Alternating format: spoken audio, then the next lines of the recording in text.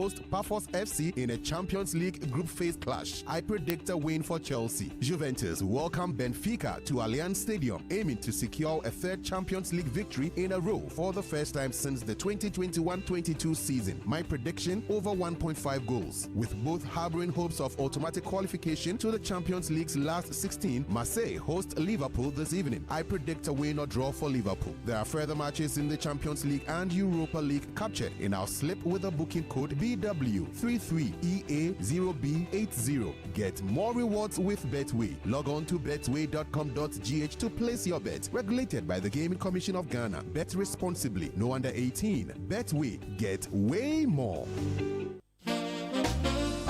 Are you planning to relocate from your company, office, or house, whether across cities to another town or halfway around the country? You want a moving company you can depend on to get you there? Let me introduce you to Logistics Movers. We are here to help you every step of the way, from planning the move to unpacking the last box and settling into your office or home. We have the expertise, experience, and market understanding and offer fast, reliable, and professional transportation services in Ghana. Our main thrust is to successfully move your business, household items safely, on time, and hassle-free. You can call us on 0246 833 539 or 0244 342 465. You can also send us an email to info@logisticsmovers.com or check our website www.logisticsmovers.com. Why expose your company or household items to theft or damages when you are relocating if it's avoidable?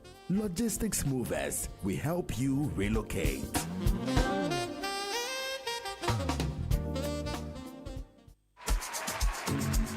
This December, shop life with no fear of January. You know why? The SG Ghana Festive Cashback promo is here. Use your SG Ghana Visa card. Shop, chill, party, enjoy, and stand the chance of winning your share of 120,000 Ghana cedis. Here's how. Between now and the 31st of January 2026, use your SG Ghana Visa card for all your transactions. Make at least 5 transactions totaling not less than 2,000 Ghana cedis, and your share of the 120,000 Ghana cedis could be a reality in the grand draw. The more transactions you make, the better your chances of winning. So go on. Use your SG Ghana Visa card and spend with confidence this Christmas, because January fit reward you big time. Haha. Chale, yes! SG Ghana Festive Cashback promo. Spend now, smile later. For more inquiries, call 0302-214-314. T's and C's apply. This promo is regulated by the NLA on the Caritas Lottery platform. Société Générale Ghana. The future is you.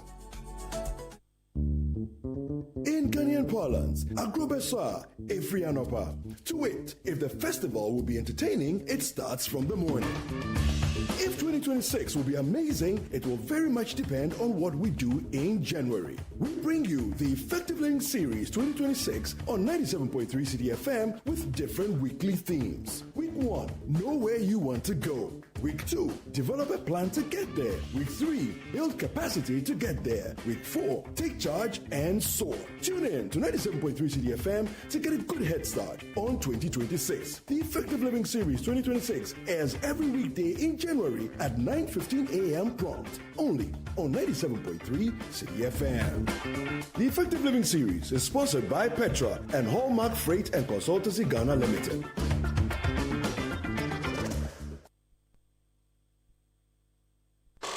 City 97.3. Accra. Citi 97.3 FM.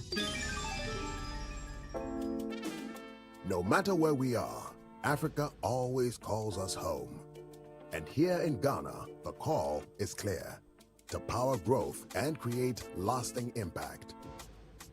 At Stanbic Corporate and Investment Banking, we are creating giants and connecting businesses.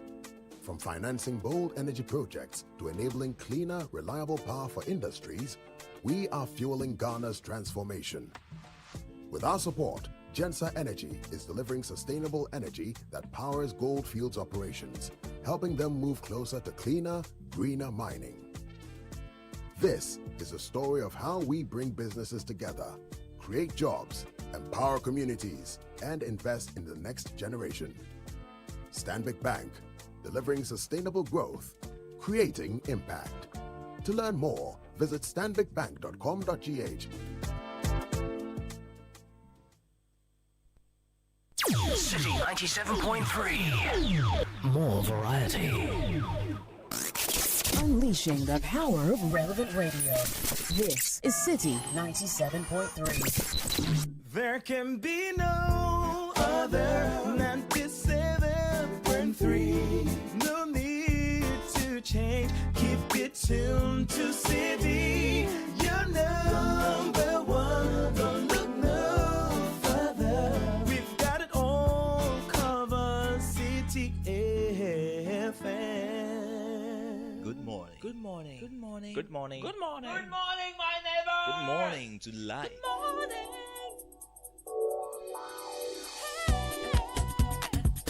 Music, talk, inspiration, in perspective.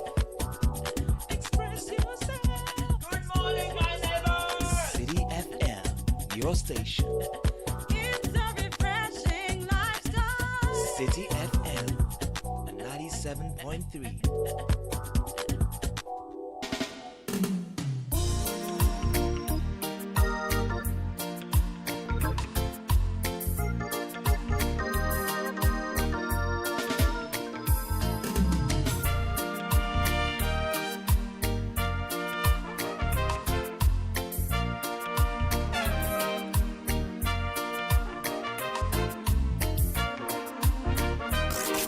Unleashing the power of relevant radio.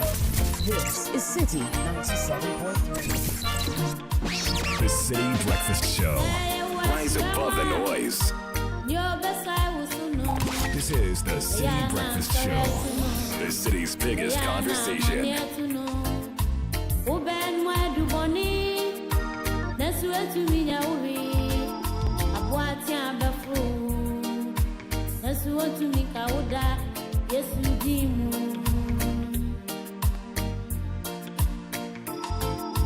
Say where she awa, your best I will soon know.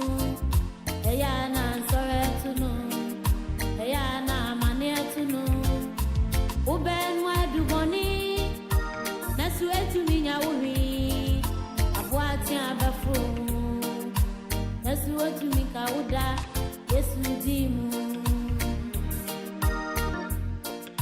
This is the City Breakfast Show. The city's biggest conversation. City 97.3.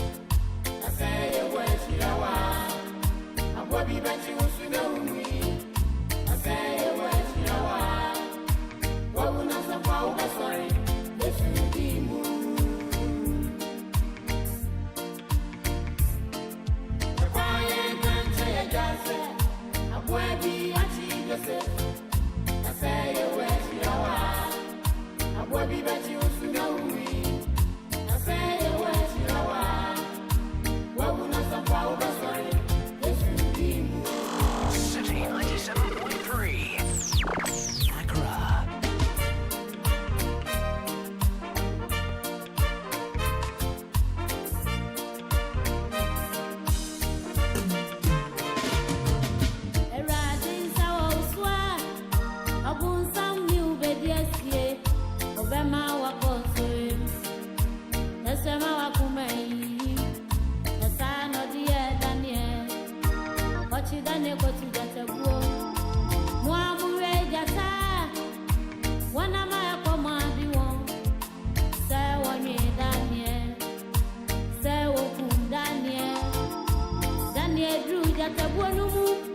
Na wonyi na bire onwasi say ye wajiawa yatempo nwa obekutu Yesu dimu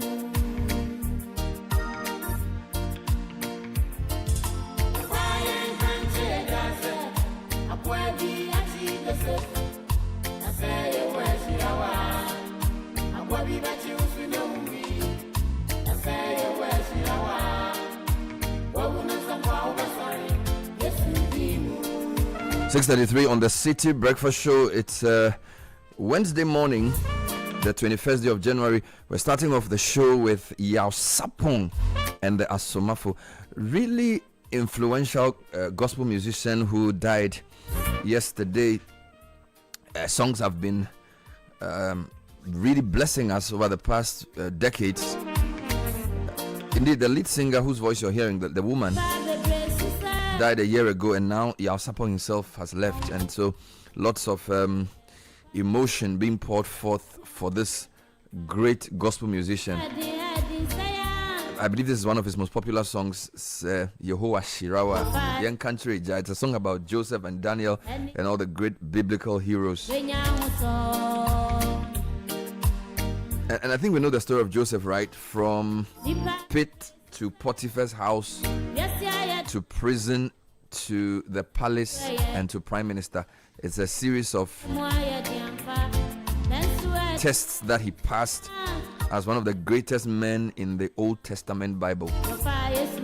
A man who had a dream, who was favored initially by his dad, envied by his brothers, sold him into slavery, but God was with him and gave him wisdom and favor. And when he performed that great feat of interpreting a dream for Pharaoh, he became the prime minister of the greatest power of the day. There are many things to say about that, including how he was able to create a system that saved grain for 7 years. So they had 7 years of plenty, and in those 7 years he built silos. This is many, many hundreds of years before Christ. And in 2026 we're still grappling with food. We talk about how food is like farmers glut, and we don't know what to do with the glut, and like our Kwame Nkrumah's silos, we don't know what's happening to them. It's a stark reminder that some problems don't change, right? Leaders change, eras change, but if you don't solve them, time alone doesn't solve problems if you don't apply your mind to solve them. So yeah, they had 7 years of plenty, followed by 7 years of famine.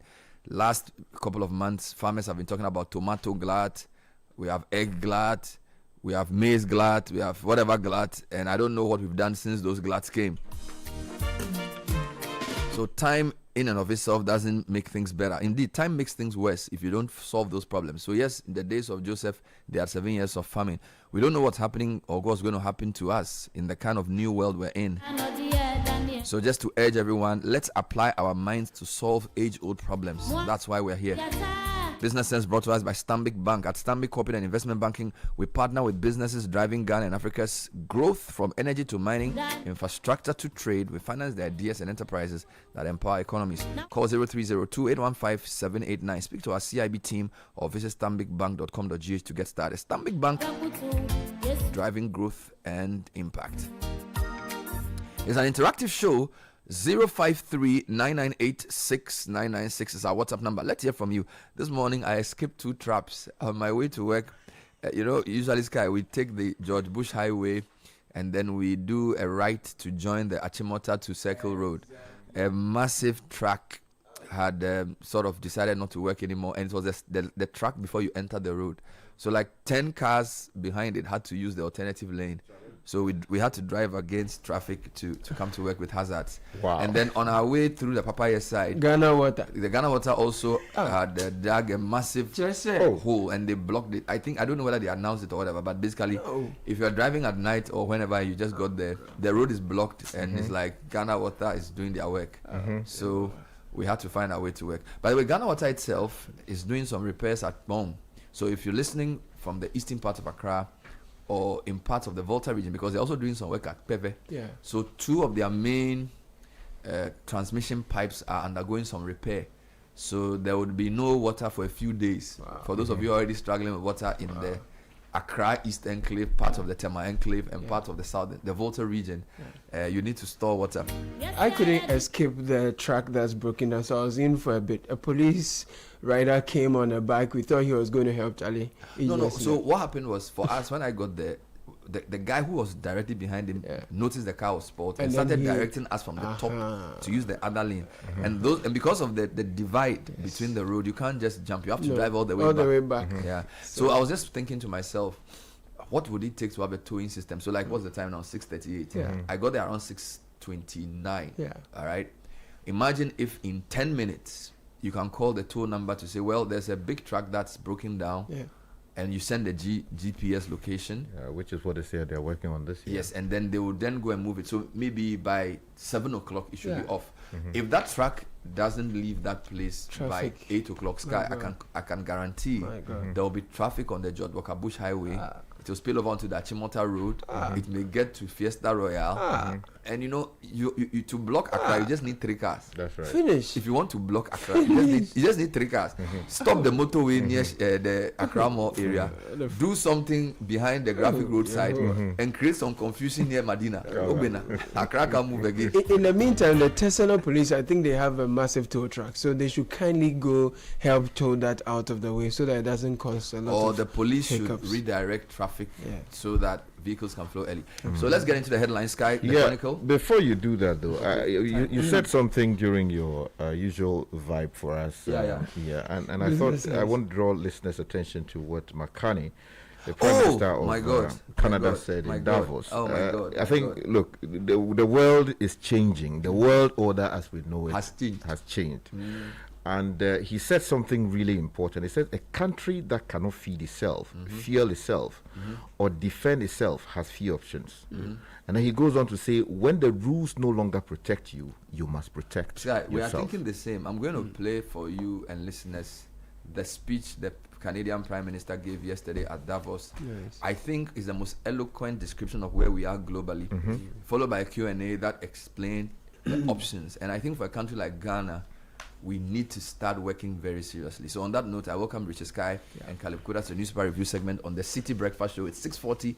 We have 19 minutes. Let's get working. Good morning. The Chronicle says this morning, technology breakthrough for Ghana, margins to build ID system for the Gambia. That is good news. One of our greatest exports is doing great things. Let me take you to another story on the front page. Mahama takes bold decision to build or to refine gold in Ghana. Sami Jemfi is here on the front page signing the necessary documentation.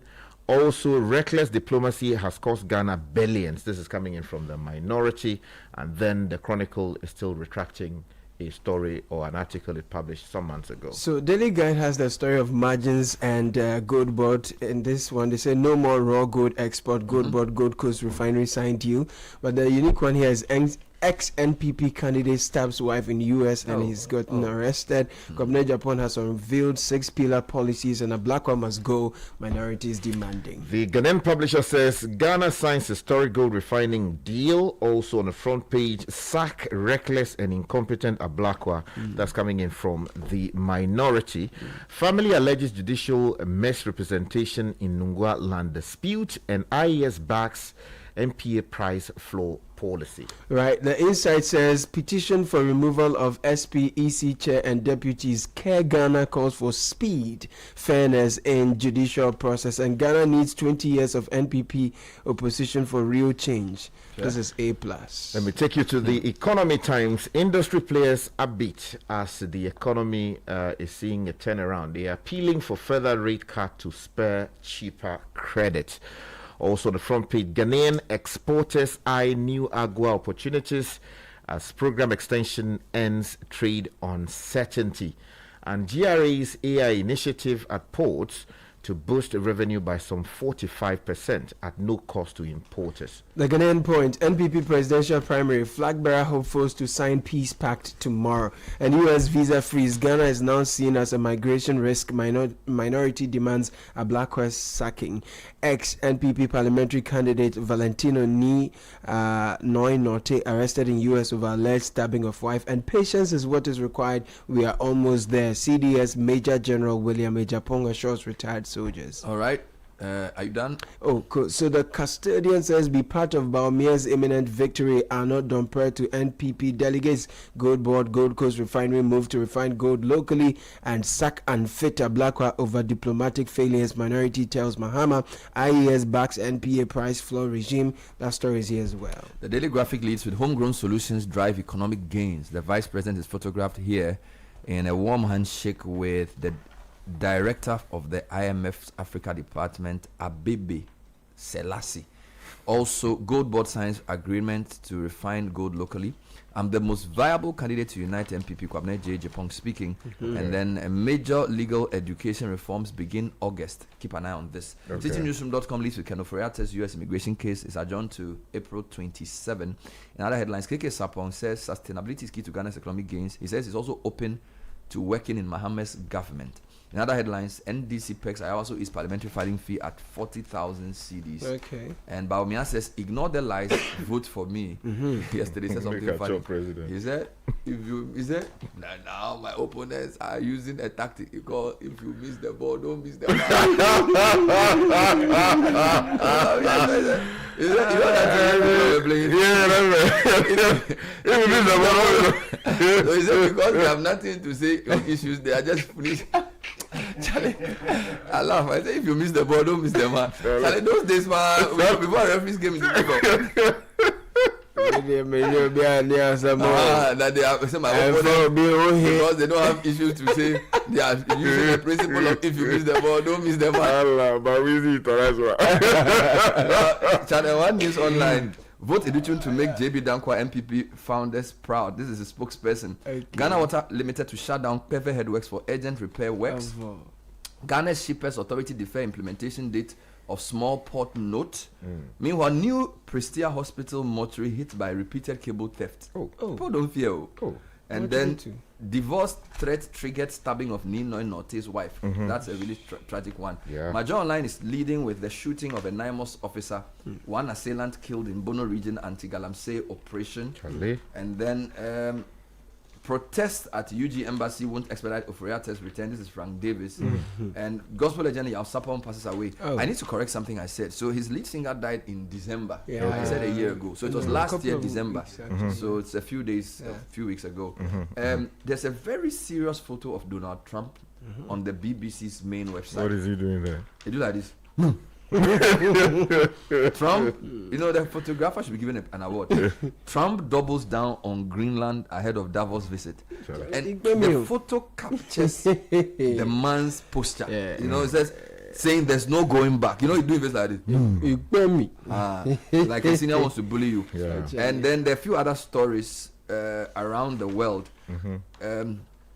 Why is Emmanuel Macron wearing sunglasses inside at Davos? Charlie, no matter. Charlie, he wear glasses. You don't know dark. If he dark, he wear. He's wearing dark in the room. Oh yeah, he has some serious black eye be like that. Bloodshot eye. Well, you know, the last time we saw him, he was in a plane in a small disagreement with the wife. Meanwhile, he said he won't be intimidated by U.S. Greenland threat. Meanwhile, perhaps they chop father.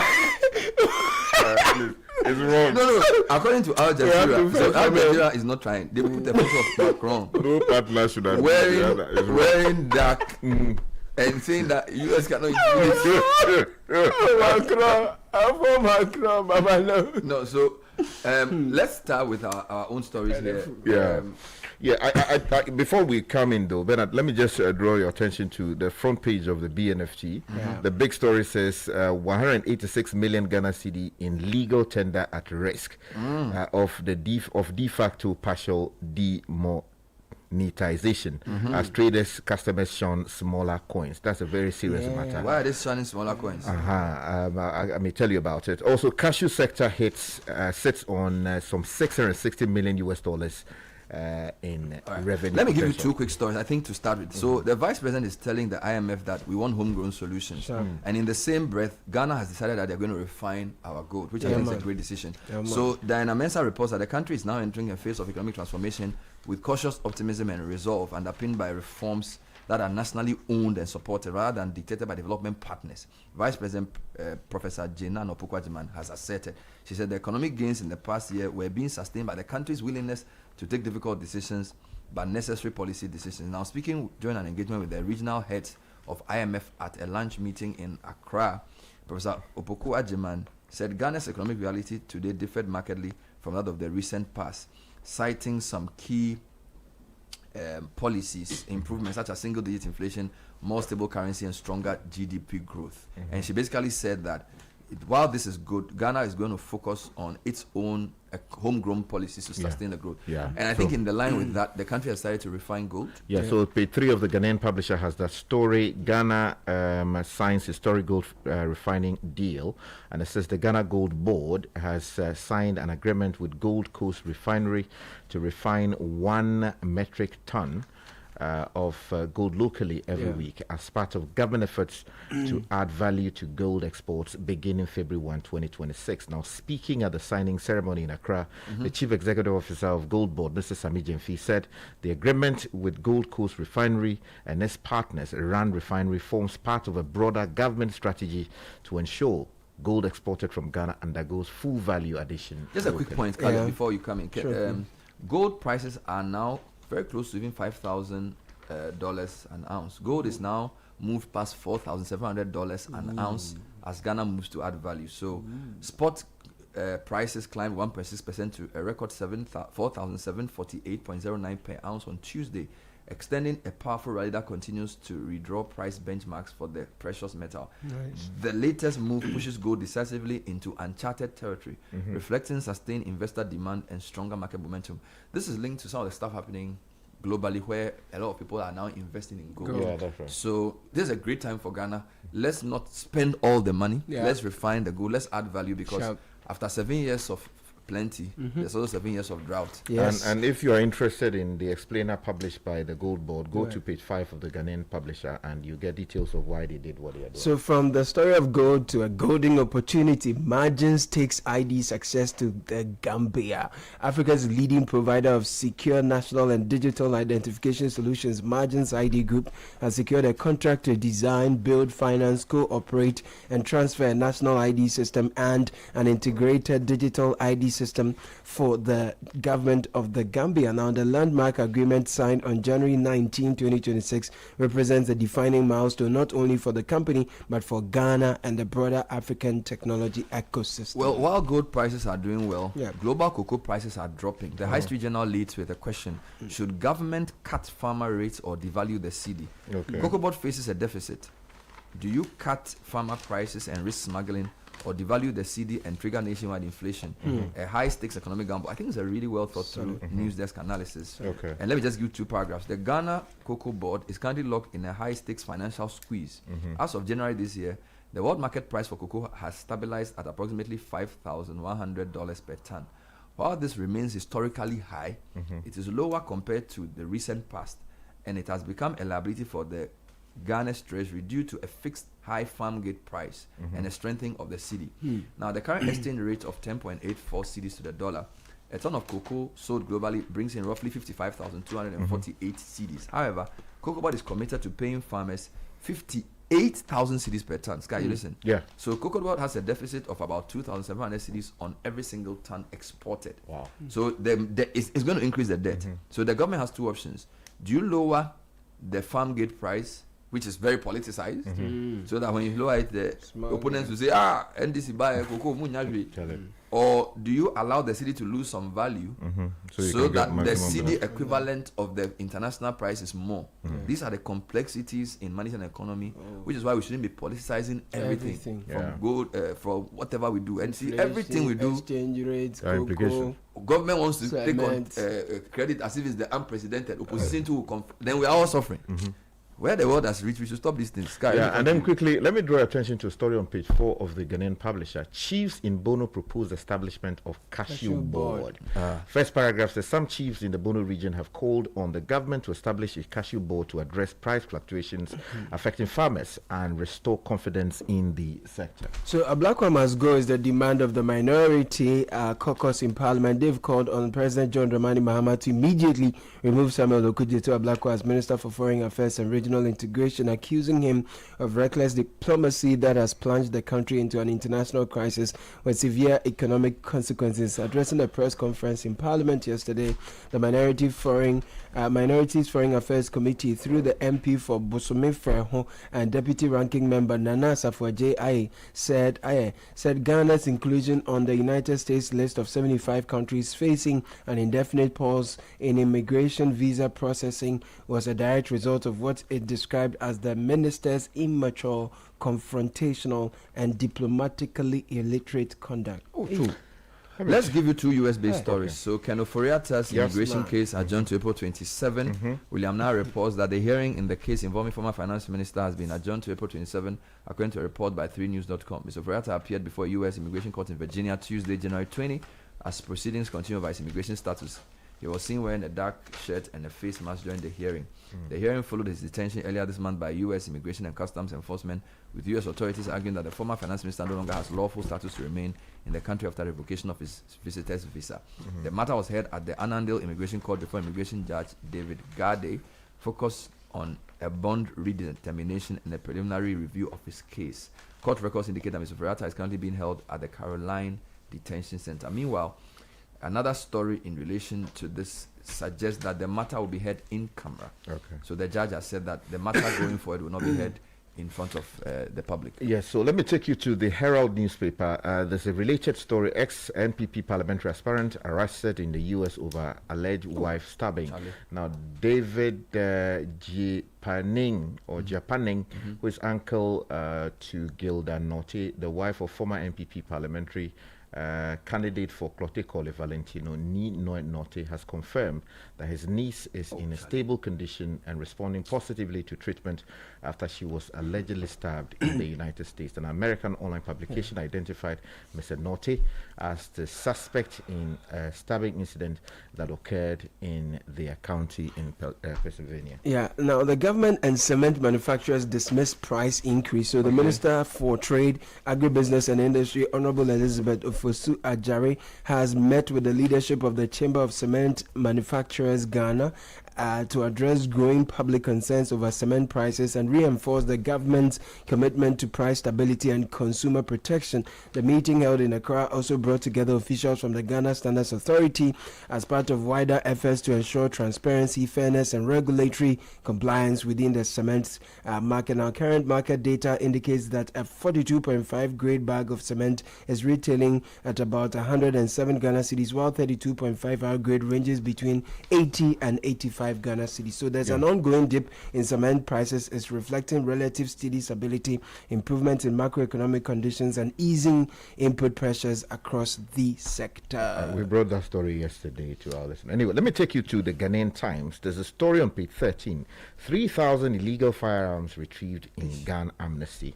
Now, the story on page 13 is by Norman Cooper and Abigail Ano, and they say about 3,000 illicit and unregistered firearms have been retrieved from individuals across the country under the government's gun amnesty program. The National Commission on Small Arms and Light Weapons has disclosed. Now, following the outcome, the Commission has extended the amnesty by 2 weeks, shifting the deadline from January 15 to January 30, 2026 to allow most persons who still have in their possession illegal weapons to surrender them. Now, the Acting Director for Policy Planning, Monitoring, Research and Evaluation at the Commission, Mr. J.B. Asante, made this disclosure in an exclusive interview with the Ghanaian Times yesterday on the latest development.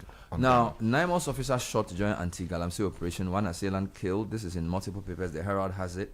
But I'll read Abigail Arthur's version from Citi Newsroom. The National Anti-Illegal Mining Operations Secretariat has confirmed that one of its task force members was shot during an anti-Galamsey operation in the Bono region on Tuesday. In a statement issued by the Lands Ministry, NIMOS said armed assailants hiding in the bushes opened fire when they spotted the team, leading to an exchange of gunfire. One NIMOS officer was hit in the thigh and was immediately taken to St. Matthew's Catholic Hospital at Apem Kuru, where he's currently receiving treatment and responding well. During the exchange, one of the attackers, identified as Abu Ibrahim, was shot and later pronounced dead on arrival at the same hospital. Now, Sky, this is becoming quite militarized. Some of the illegal miners. Yeah. And I think the government has to be more firm. Exactly. Let me just announce for the public, Ghana Water Company to shut down Bebe headworks for urgent repair works. So this will result in disruption of water to Ho, Bebe, Peki, and surrounding communities. According to the statement, water production will resume immediately after the repair works are completed. The shutdown, the works are scheduled for tomorrow, Thursday. Now, I wanted to point to an international story which is very close to home. So, Togo has released the former Burkinabe coup leader to the Burkinabe authorities. And you need to keep your eye open on this story because, you know, last month there was a claim that there was an assassination attempt against the Burkinabe president. Now, Chris Walker is reporting for the BBC that ex-president accused of murder plot expelled from Togo to Burkina Faso. So Togo has arrested and extradited Burkina's former leader to his home country after authorities in Ouagadougou accused him of plotting to kill his successor, Paul Henry Sandaogo Damiba, who came to power in a coup in 2022 before himself being overthrown by Ibrahim Traore. 8 months later, is accused by the current regime of masterminding an assassination attempt against Traore. According to the Togolese Justice Ministry, Damiba was handed over to the Burkinabe authorities on Saturday. And whilst all this is going on, Donald Trump has been speaking on Davos. US President Donald Trump has doubled down on his threat to take control of Greenland, saying there is no going back. Asked at a news conference how far he was willing to go to acquire the semi-autonomous Danish territory, replied, "You will find out." It comes after French President Macron warned of a shift towards a world without rules. And Canadian Prime Minister Mark Carney saying the old order is not coming back. Trump was due to arrive in Davos ahead of his speech at the World Economic Forum on Wednesday, but a minor electrical issue on Air Force One forced the plane to turn around. It was unclear how the delay would impact his schedule. The White House said the plane was turned around and that Trump would fly to Switzerland on another aircraft. We'll bring you highlights of Davos today. The world is changed and we have to stop our joking and get this serious because nobody's waiting for us. We have to catch up. Very important. Oh, jump on now. Go, the go. Ugomi, at what time will you come back where I don't hear the sound of your car? Why you buy new car? No, I don't change my car. It be the same ride. It be the fuel where I change. Way one shouts it. Ever since I started using the all-new Excellium Premium Fuel, fortified with 3-in-1 action. Oh, Joe, now my car they run like electric car. No, it's so. This is the type of fuel where they want to. Because now engine they cost. Where they want for way if I buy it, it go protect my engine. And with the small way I buy, I'll go drive, sir. Absolutely. It's like strapping a turbocharger to your engine and giving it a protector. And what they bust my mind, Seth, be the 3-in-1 action, no? Excellium, they prevent up to 99% of deposit. It be anti-wear, some be anti-corrosion. Won't pay when I open them. Hey, so where can I find this magical fuel? Just head over to any Total Energy service station and your car will thank you. Hey, then make a finish my gobe fast, then rush go Total Energies. My friend, but why your hand my gobe inside? I give you info. Make a fill the gobe too small. Go. Excellium is designed to protect your car engine, decrease fuel consumption, and lower CO2 emissions. Don't say fuel, say Excellium. Choose Excellium, choose quality. This is the City Breakfast Show, the city's biggest conversation.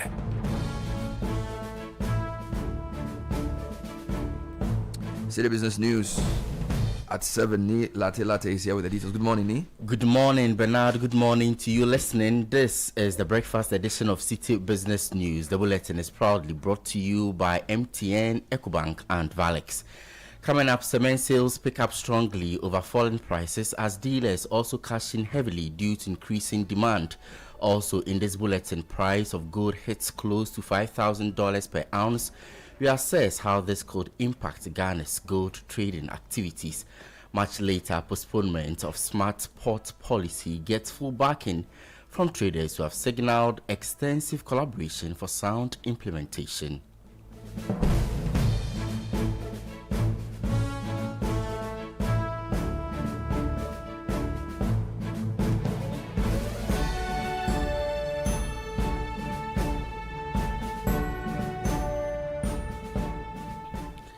It's midweek. I am Ni Latte. Thanks for choosing us. Dealers in cement products are reporting increased demand as prices continue to ease, providing relief to both developers and individual home builders. The moderation in cement prices is also translating into savings on construction budgets, particularly for projects in the early stages. Here's more. The Trade, Agribusiness and Industry Minister, Elizabeth Ofosue-Jare, indicated that the price of 42.5 ounce cement has declined from about 118 cedis to around 107 cedis per bag, while 32.5 ounce cement has dropped from about 113 cedis to between 80 and 85 cedis. Checks by City Business News at selected retail outlets confirm a reduction in the price of 32.5 ounce cement, aligning with the government's assessment. I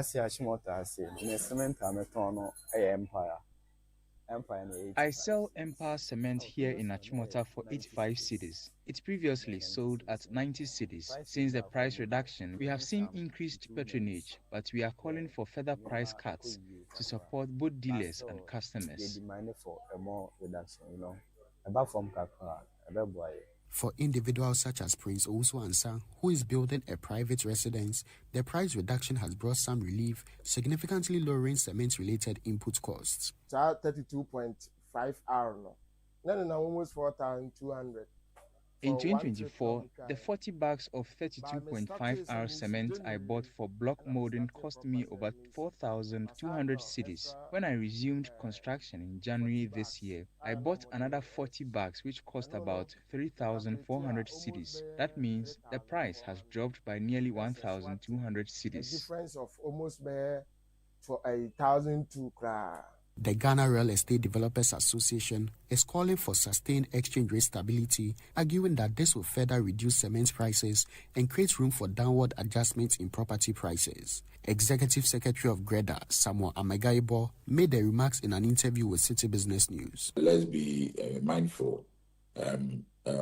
These prices, there must be some stability. You can see cement price, dropping today and the next morning it's moved straight into your price build-up.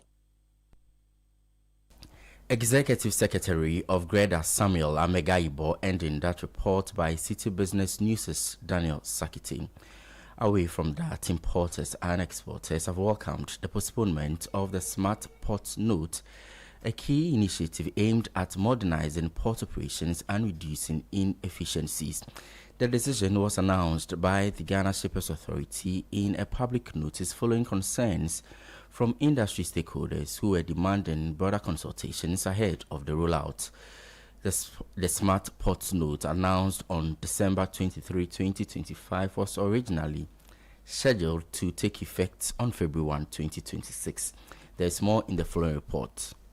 The authority said the decision was prompted by outstanding issues that require further clarification and alignment. The SPN, initially announced on December 23, 2025, was scheduled to take effect on February 1, 2026. According to the authority, the deferment is a cautious adjustment of one of its key port digitization initiatives. It is intended to allow for an additional round of stakeholder consultations to address operational, regulatory, and implementation-related concerns before the system goes live. In an interview with Citi Business News, the Executive Secretary of the Importers and Exporters Association of Ghana, Samson Asaki Awingobit, highlighted the significance of the postponement. Messages all over the world, especially countries that are exporting into supplying goods to their buyers in Ghana here, have reached out to their buyers that there will be some little charge. That charge is likely to be passed on to the importer in the country. And so there was a meeting that was convened yesterday for us to discuss. When we look at the figures, some of the values was a little bit quite high. And so there was a need for us to defer and then reconvene again, and also bring people who are raising the issues in regards to the cost of it, and so that we can all look at it. The convener of the Coalition of Concerned Exporters, Importers and Traders, Michael Obriyeboa, described the move as a step in the right direction. The halt is so that we can all now meet as stakeholders and have proper conversations. To the end that we've seen GIF, ACHAG, FABAC, very key stakeholders, Exim Frozen Foods, very key stakeholders within the port community say that they are not for the SPN.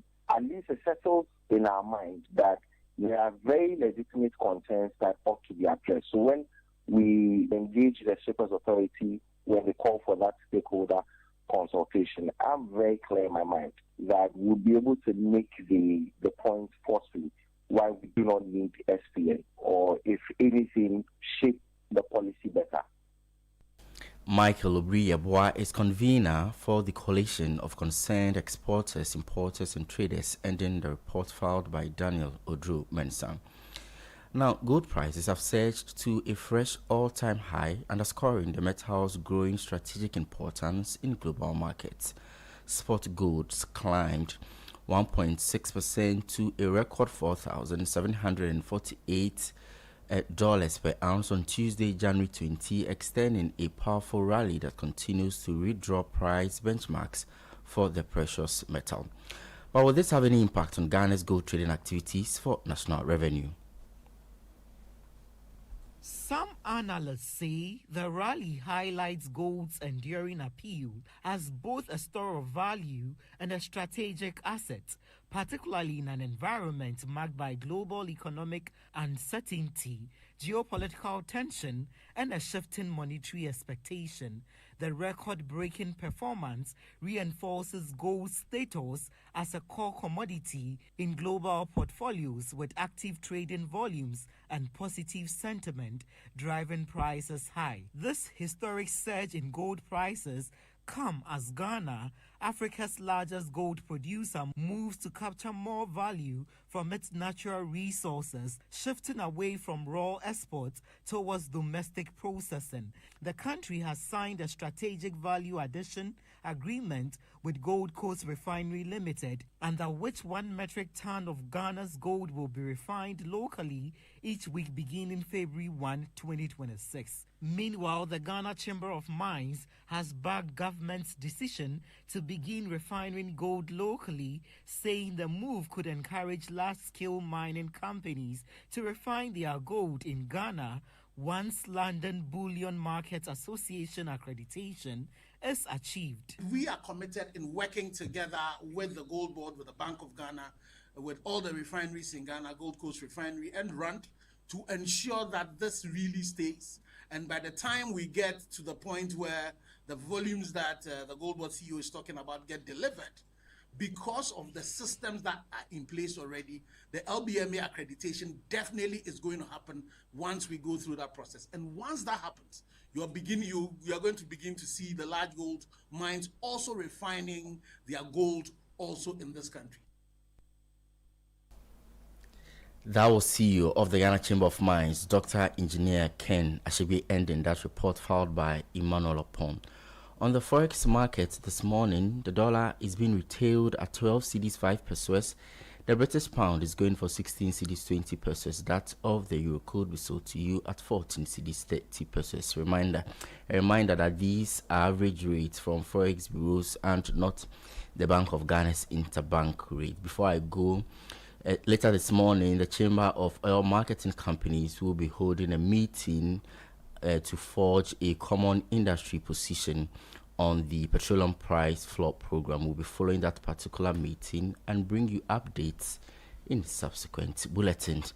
But that's it for the breakfast edition of Citi Business News. There is more news on citynewsroom.com/business. I am Neil Atilati. Do have a good business day.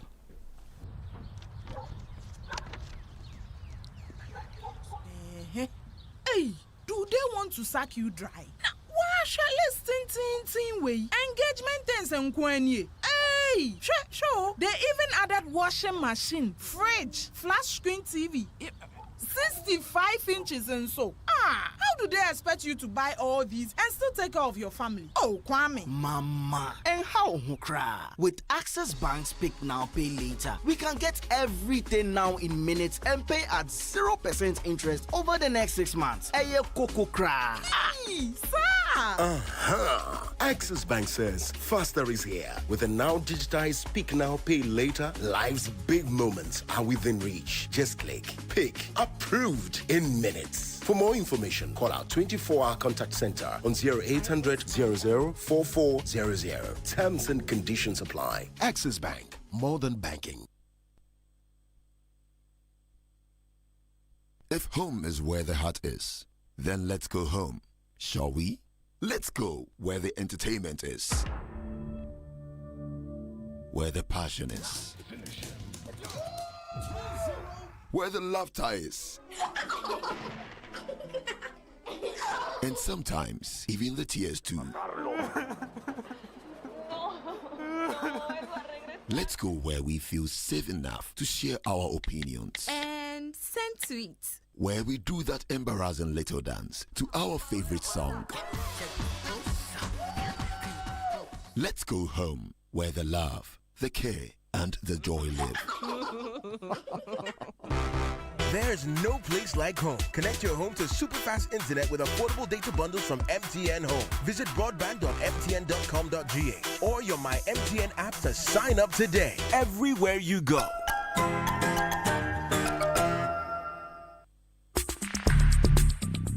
Join the conversation on the City Breakfast Show on Facebook at facebook.com/City97.3, Twitter at twitter.com/City973, and Instagram at instagram.com/City973 with the hashtag CityCBS.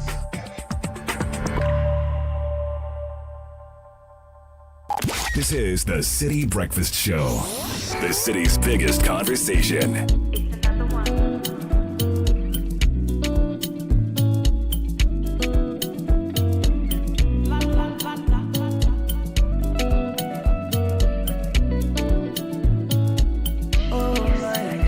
Caleb Kuda here.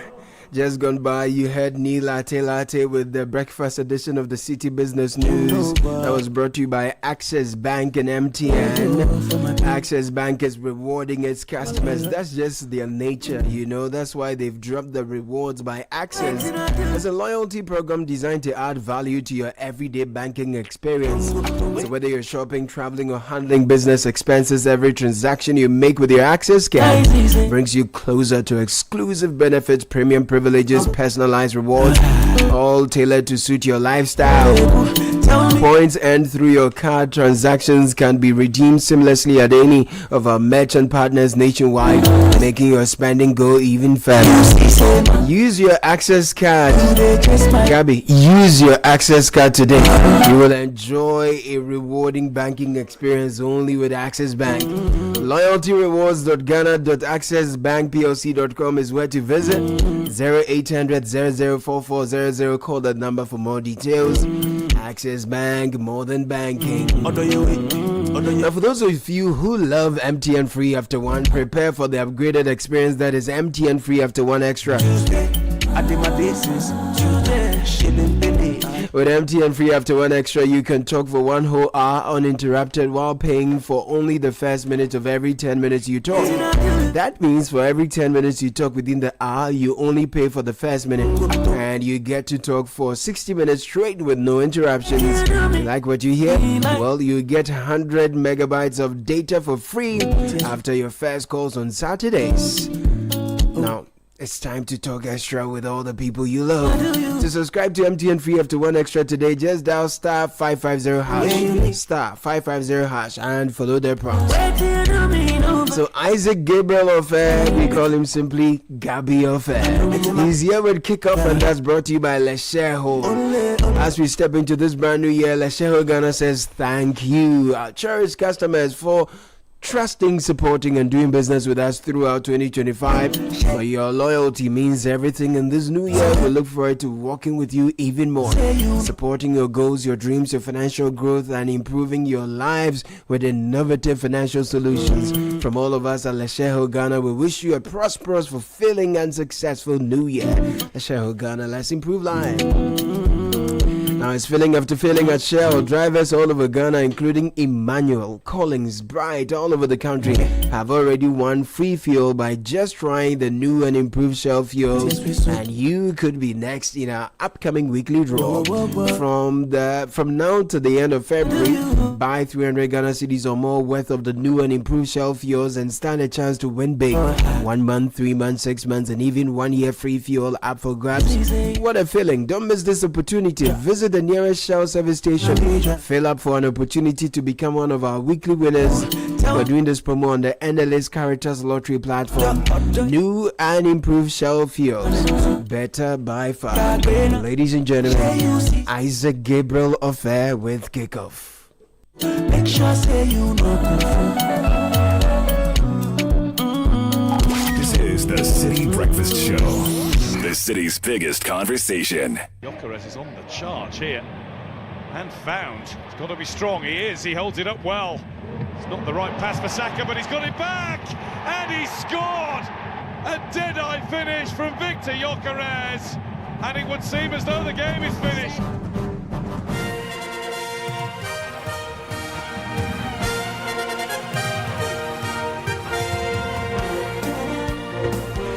Yep, and so Gabi Jesus and Victor Jokeres delivering the goodies for the Gunners in Italy by beating Inter Milan by 3-1 and securing qualification to the last 16 of the UEFA Champions League. Elsewhere in Norway, by young Elaine.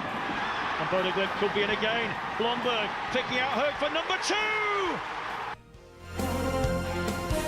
All right, so Manchester City suffering a humiliating 3-1 defeat to Bodo Glimt as the Norwegian minnows caused one of the biggest shocks in Champions League history. More on that coming up, plus build up to today's matches and some local news and tennis updates from the Australian Open. We are sponsored by Western Union, Politan Ghana, Shell V Power, and Lesheho. Let's improve life.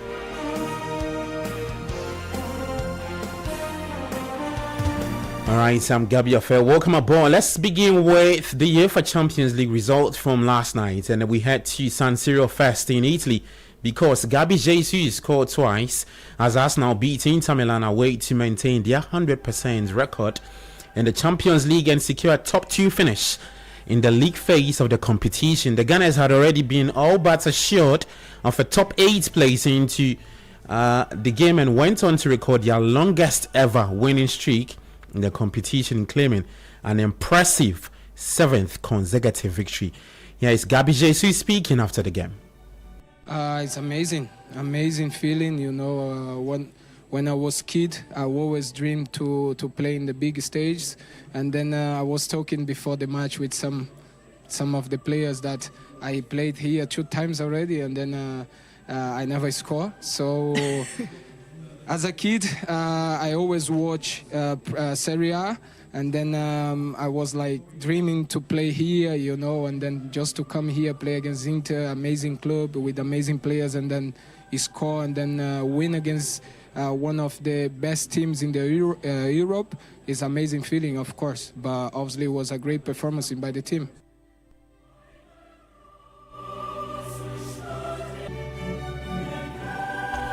All right, so that's Arsenal forward Gabi Jesus scoring 2 goals against Inter Milan last night. Taking you to Norway because Norwegian debutants Bodo Glimt claimed one of the biggest upsets in Champions League history by stunning Premier League Manchester City 3-1 in the cold of the Arctic Circle. City were facing Norwegian opposition for the very first time, but it turned out into a nightmare trip to Bodo for City's inexperienced players.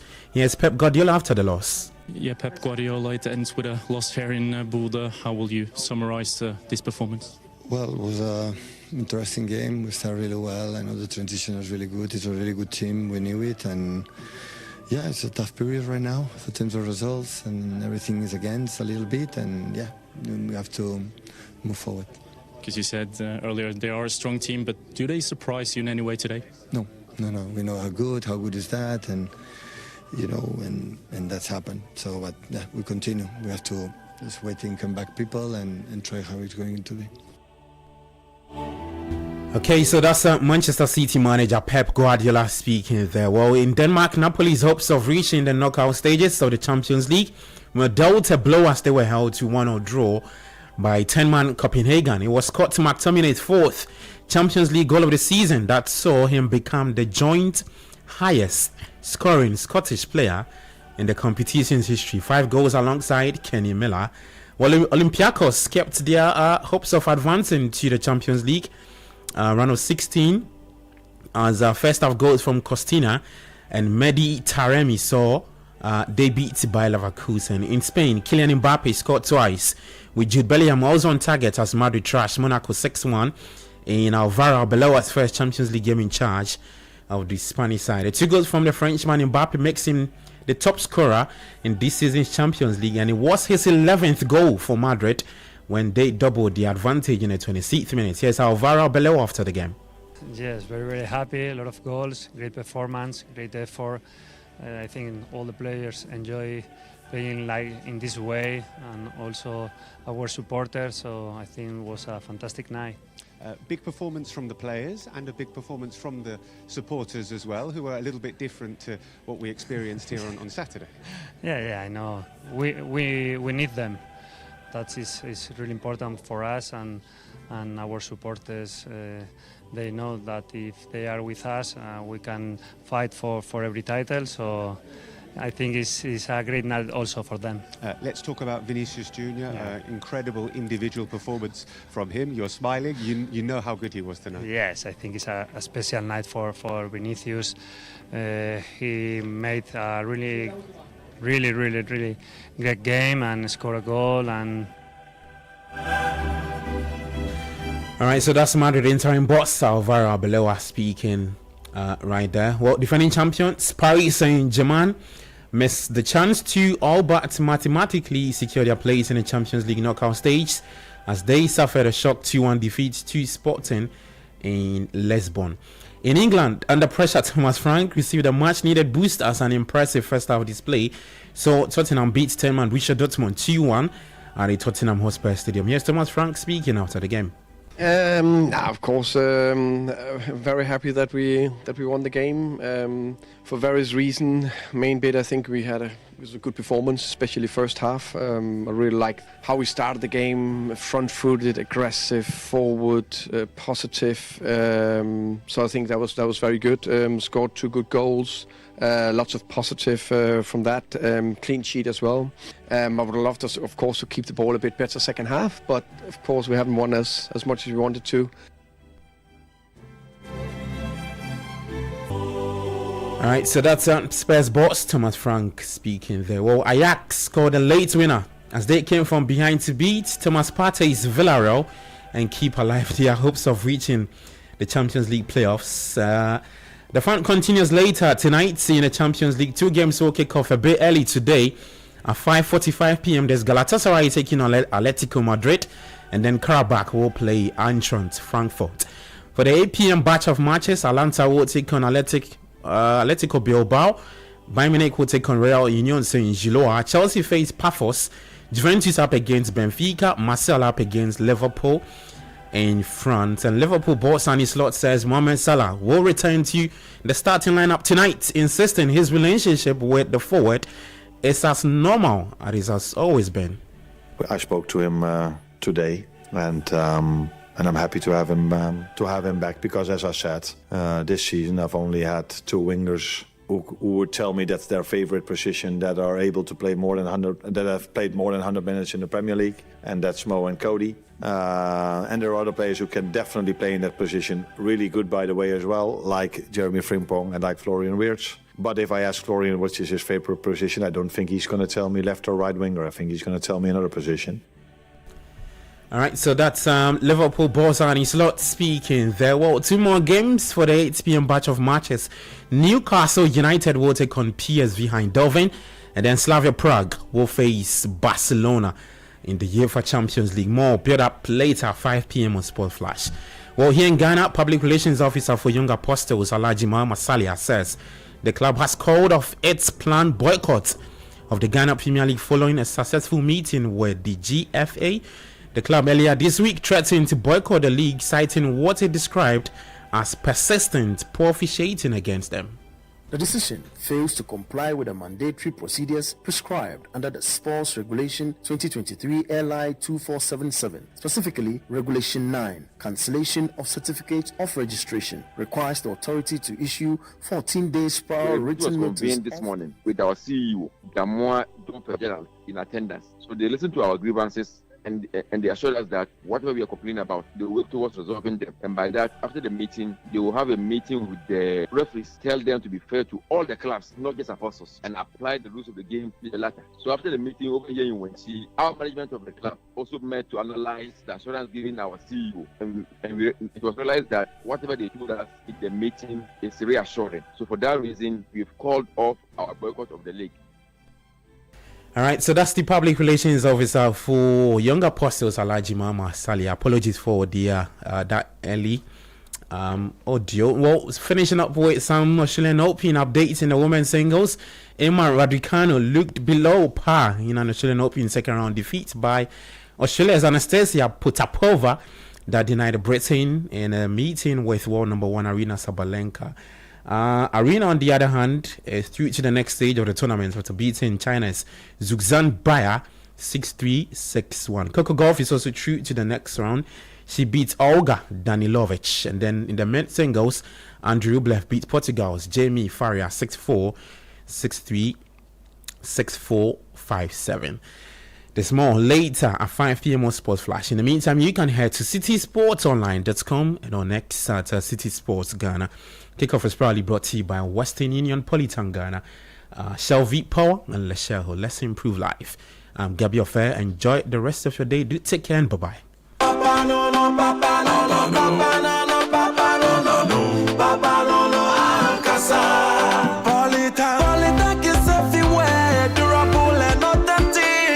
Stronger brand you can trust. Polytank, we get some more Rambo and get some more super. And the Polytank, we did Polytank. Papa no no, papa no no, papa no no, papa no no, papa no no, Ankasa. Polytank, Polytank, the original, always the best.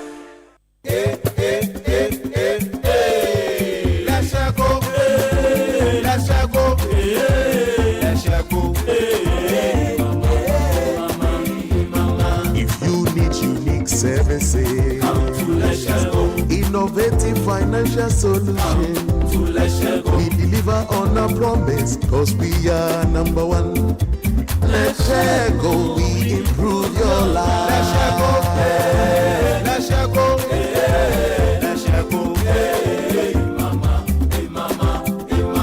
even when you're stuck with nothing, no matter your situation. Let's go, we improve your life. Let's go, let's go, let's go, mama, mama. Let's go, we improve your life. Papa no no, papa no no, papa no no, papa no no, papa no no, Ankasa. Polytank is everywhere, durable and authentic. Stronger brand you can trust. Polytank, we get some more Rambo and get some more super. And the Polytank, we did Polytank. Papa no no, papa no no, papa no no, papa no no, papa no no, Ankasa. Polytank, the original, always the best. Okay, I'll see you soon. Why? The City Breakfast Show. Rise above the noise. The Money Matters segment is brought to you by Petra. Petra, achieve more. Welcome to the Money Matters segment with Petra. Advanced planning means knowing what money is for growth and what money is for access. Mixing the two creates pressure and bad decisions. So this year, structure liquidity for emergencies and opportunities and keep growth funds untouched. Petra helps you make that separation clearly. So speak to an advisor today. Dial *447*70#. Let's do life together. Petra, achieve more.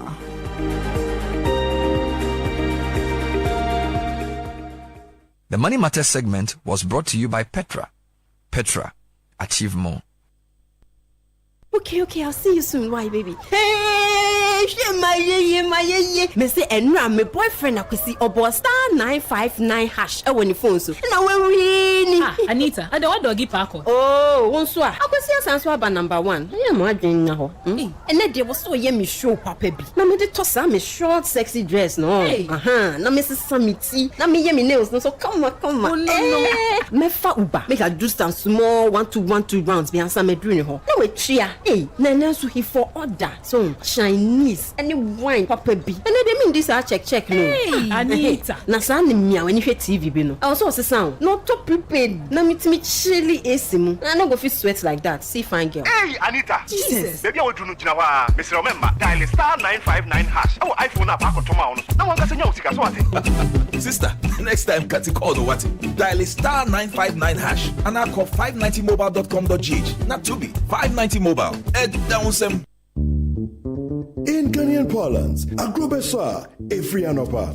To wit, if the festival will be entertaining, it starts from the morning.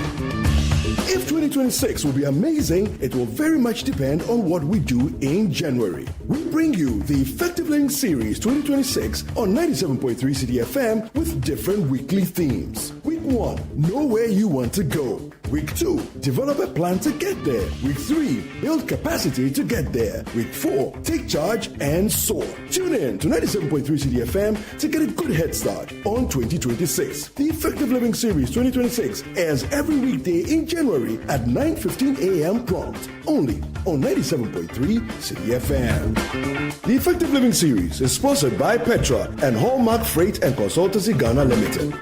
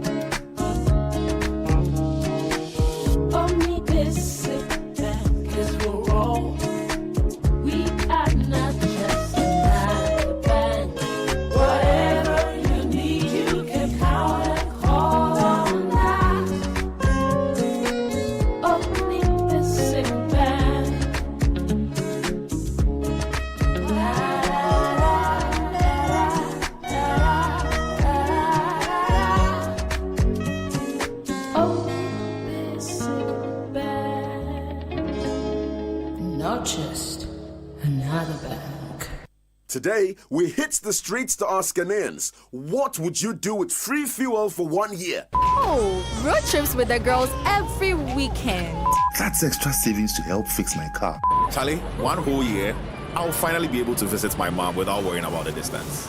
This season, it's feeling after filling from Shell with new and improved fuels so you can do the things you love. Buy 300 Ghana cedis or more worth of new and improved Shell fuels and stand a chance to win. Free fuel for 1 month, 3 months, 6 months, or even 1 year. It's time to try the new and improved Shell fuels with additives that deliver efficiency, cleaning, protection, and performance. Don't miss out. Fill up with new and improved Shell fuels and get rewarded. Promo runs till the 28th of February 2026. T's and C's apply. New and improved Shell fuels. Simply better by far.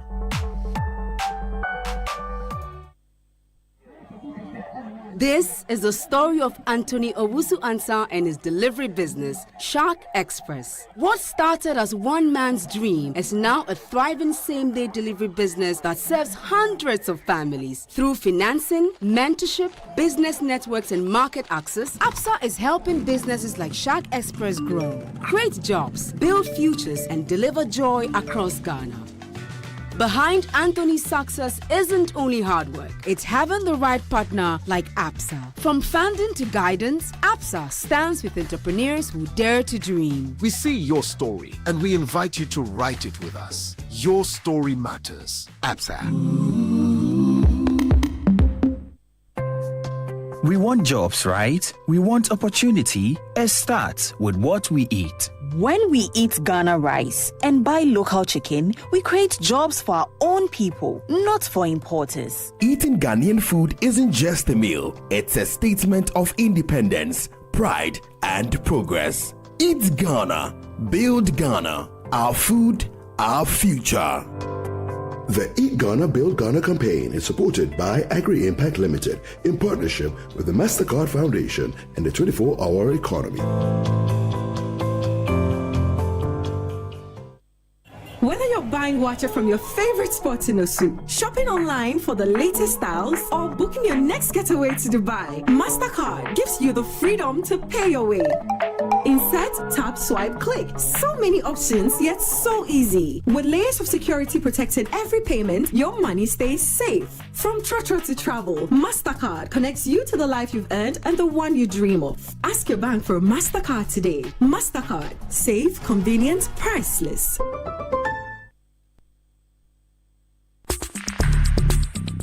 Join the conversation on the Citi Breakfast Show on Facebook at facebook.com/Citi97.3, Twitter at twitter.com/Citi973, and Instagram at instagram.com/Citi973 with the hashtag CitiCBS. This is the Citi Breakfast Show, the city's biggest conversation.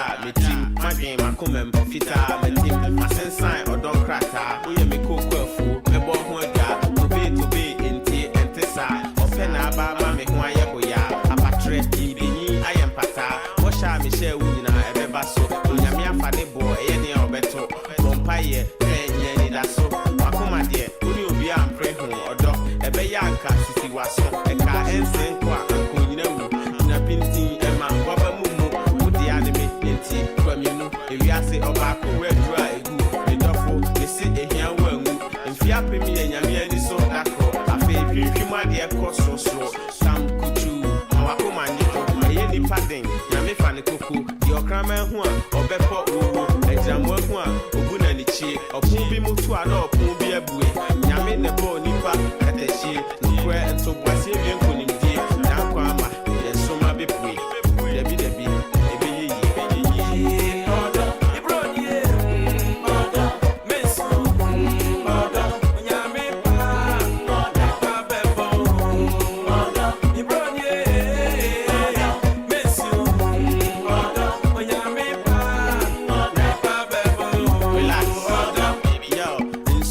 from Medicaid, Trouble Toyam, a Yamia Pine, a bread, Nadia Dania, the woman said, say, me Huni Warrior, at the time, me one, Mamma, what I say, I say, I can see out, or your medal for chair, yeah, comply, and yet I can see, sir, Naya Cassa, I did Jim, say, me Pussa, Kusa, me trim, and check cry, and you near better team, young, we dear, and he will be best here, or dog, see a boat, a real William, what I, any coat, I feel so I brought yeah, me too. Penny said, Pentia Yemusu, Sope, Sope,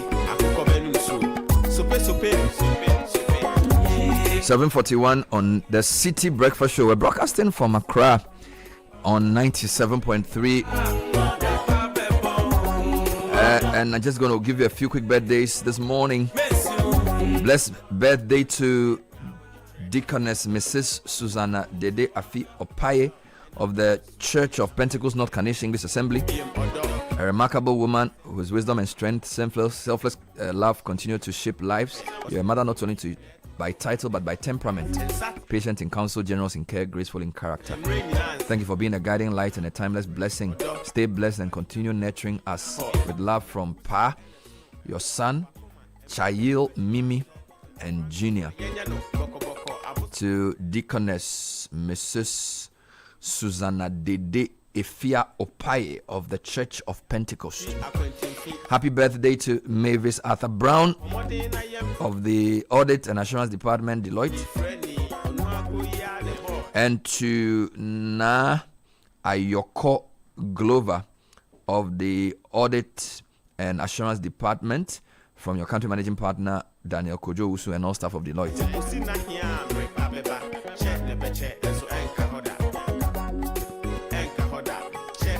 This came in late yesterday and we couldn't do it. Happy birthday to my amazing daughter. May this year and beyond be fully loaded with joy, happiness, and everything that makes you happy. You bring pride and happiness to this family. You're loved and cherished. Abes, we love.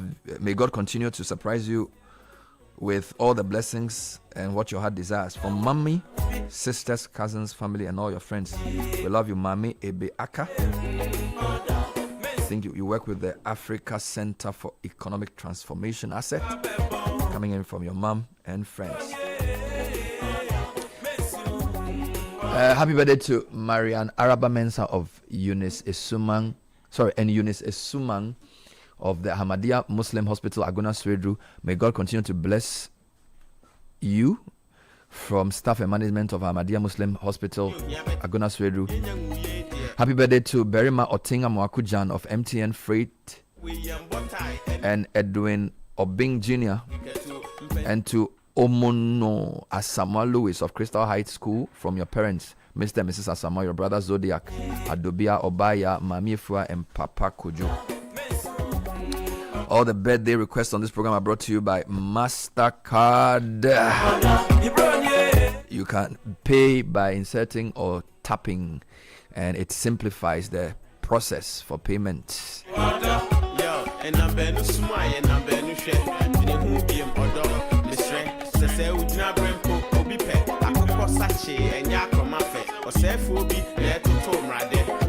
Our stories are all different. For some of us, it's the thrill of chasing your dream of opening your own shop. For others, it's how they're able to tap their phones and pay for food with no stress. Whatever your story, Absa is ready with the digital solutions, travel insurance, free international debit cards, flexible repayment options on loans, and countless other perks that actually match your ambition. So whatever chapter you're on, Absa says we see your story. Your story matters. Absa. Your good energy journey just got better. Goal is offering discounts at selected stations nationwide while maintaining the quality that protects your engine to take you further. It's the same trusted fuel enhanced with XP3 additives. Goal continues to deliver quality fuels that serve the nation for 60 years. papa preko. Good energy.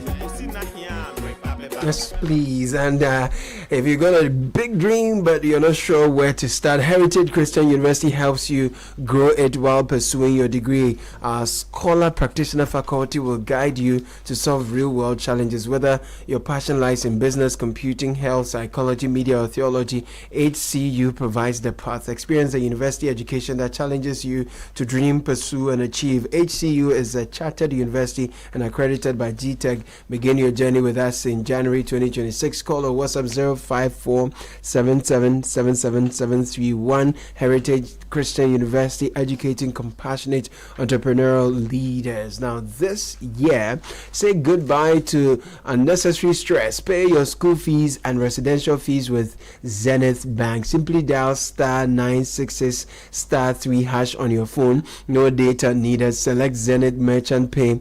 Enter your school code. Follow the prompts and confirm payment with your PIN. Payment is real time with instant confirmation. It's fast, it's simple, it's stress free. Start the year right with easy school fee payment using Zenith Bank's Merchant Pay short code *966 *3# for a full list of schools. Visit zenithbank.com.gh. Zenith Bank, in your best interest. Now, Bernard, I was on campus the other time. I was just within the space. Some guys were having a conversation. This guy was asking his friends for motivation because his parents had given him his residential fee, but he was thinking of using it to bet. So he was asking his friends they should give him Vim so that You shouldn't be serious. You shouldn't do that. Yeah. So parents can pay straight so their children don't have to use their money for bet. No, Guys, don't use your fees to bet. It's a bad thing. thing. Do that. All right. At all. Right. And go Ghana, if you're tired of the Accra hustle and traffic, take a quick escape to the cool, peaceful mountains of Ebri at Beposo Wellness Resort. Whether it's for business, a weekend break, or pure relaxation, Beposo gives you calm, comfort, and fresh mountain air. The perfect place to rest and reset. And it's only a 30 minutes drive from Accra. Visit once and you never want to leave. Asumdrie Kesiapa. Call us 0200 557 699. Visit beposoresort.com to book today. Beposo Wellness Resort. Peace lives here. I'm sure you've heard the news and there is still time to win big. The SG Ghana Festive Cashback promo is still ongoing. Do not miss the chance to win back the money you spent shopping this festive season. Between now and the 31st of January, use your SG Ghana Visa card for all your transactions. Make at least 5 transactions totaling no less than 2,000 cedis. Stand a chance of winning your share of 120,000 in grand draw. The more transactions you make, the better your chances of winning. SG Ghana Visa Festive Cashback promo. Spread now, smile later. 0302-214-314 is the number. We are doing this on the NLA's Caritas Lottery platform. Societe Generale Ghana, the future is you. All right, so I want to air for you a short speech given by the President or the Prime Minister of Canada at the World Economic Forum in Davos. I think he's captured where we are in the world so eloquently that before you enter your office, I want you to listen and think about it. So Mark Carney was speaking yesterday in Switzerland, and so please hear him out. I'm going to start in French, and then I'll switch back to English. Merci, Larry. Thank you, Larry. It is both a pleasure and a duty to be with you tonight in this pivotal moment that Canada and the world are going through. Today I will talk about a rupture in the world order, the end of a pleasant fiction and the beginning of a harsh reality where geopolitics, where the large main power geopolitics is submitted to no limits, no constraints. On the other hand, I would like to tell you that the other countries, especially intermediate powers like Canada, are not powerless. They have the capacity to build a new order that encompasses our values, such as respect for human rights, sustainable development, solidarity, sovereignty, and territorial integrity of the various states. The power of the less power starts with honesty. It seems that every day we're reminded that we live in an era of great power rivalry. that the rules-based order is fading, that the strong can do what they can and the weak must suffer what they must. And this aphorism of Thucydides is presented as inevitable, as the natural logic of international relations reasserting itself. And faced with this logic, there is a strong tendency for countries to go along to get along, to accommodate, to avoid trouble, to hope that compliance will buy safety. Well, it won't. So what are our options? In 1978, the Czech dissident Václav Havel, later president, wrote an essay called The Power of the Powerless. And in it, he asked a simple question: how did the communist system sustain itself? And his answer began with a greengrocer. Every morning, this shopkeeper places a sign in his window: "Workers of the world unite." He doesn't believe it. No one does. But he places the sign anyway to avoid trouble, to signal compliance, to get along. And because every shopkeeper on every street does the same, the system persists. Not through violence alone, but through the participation of ordinary people in rituals they privately know to be false. Havel called this living within a lie. The system's power comes not from its truth, but from everyone's willingness to perform as if it were true.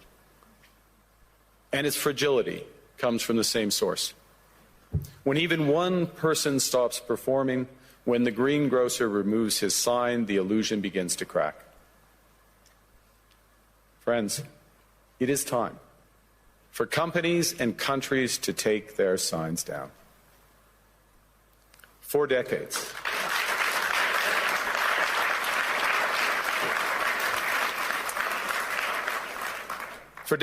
countries like Canada prospered under what we called the rules-based international order. We joined its institutions, we praised its principles, we benefited from its predictability. And because of that, we could pursue values-based foreign policies under its protection. We knew the story of the international rules-based order was partially false, that the strongest would exempt themselves when convenient, that trade rules were enforced asymmetrically. And we knew that international law applied with varying rigor depending on the identity of the accused or the victim. This fiction was useful. And American hegemony in particular helped provide public goods, open sea lanes, a stable financial system, collective security, and support for frameworks for resolving disputes. So we placed the sign in the window. We participated in the rituals, and we largely avoided calling out the gaps between rhetoric and reality. This bargain no longer works. Let me be direct. We are in the midst of a rupture, not a transition. Over the past 2 decades, a series of crises in finance, health, energy, and geopolitics have laid bare the risks of extreme global integration. But more recently, great powers have begun using economic integration as weapons. Tariffs as leverage, financial infrastructure as coercion, supply chains as vulnerabilities to be exploited. You cannot live within the lie of mutual benefit through integration when integration becomes the source of your subordination. The multilateral institutions on which the middle powers have relied, the WTO, the UN, the COP, the architecture, the very architecture of collective problem solving are under threat.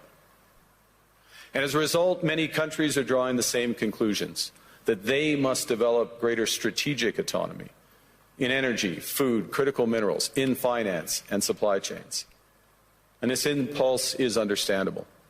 A country that can't feed itself, fuel itself, or defend itself has few options. When the rules no longer protect you, you must protect yourself. But let's be clear-eyed about where this leads. A world of fortresses will be poorer, more fragile, and less sustainable. And there's another truth. If great powers abandon even the pretense of rules and values for the unhindered pursuit of their power and interests, the gains from transactionalism will become harder to replicate. Hegemons cannot continually monetize their relationships. Allies will diversify to hedge against uncertainty. They'll buy insurance, increase options in order to rebuild sovereignty. Sovereignty that was once grounded in rules but will increasingly be anchored in the ability to withstand pressure. This room knows this is classic risk management. Risk management comes at a price. But that cost of strategic autonomy, of sovereignty, can also be shared. Collective investments in resilience are cheaper than everyone building their own fortresses. Shared standards reduce fragmentations. Complementarities are positive sum. And the question for middle powers like Canada is not whether to adapt to the new reality. We must.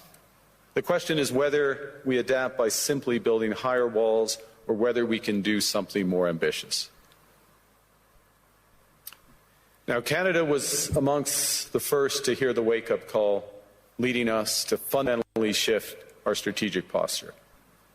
Canadians know that our old, comfortable assumptions that our geography and alliance memberships automatically conferred prosperity and security, that assumption is no longer valid.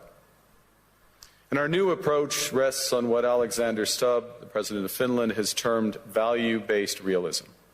Or to put another way, we aim to be both principled and pragmatic.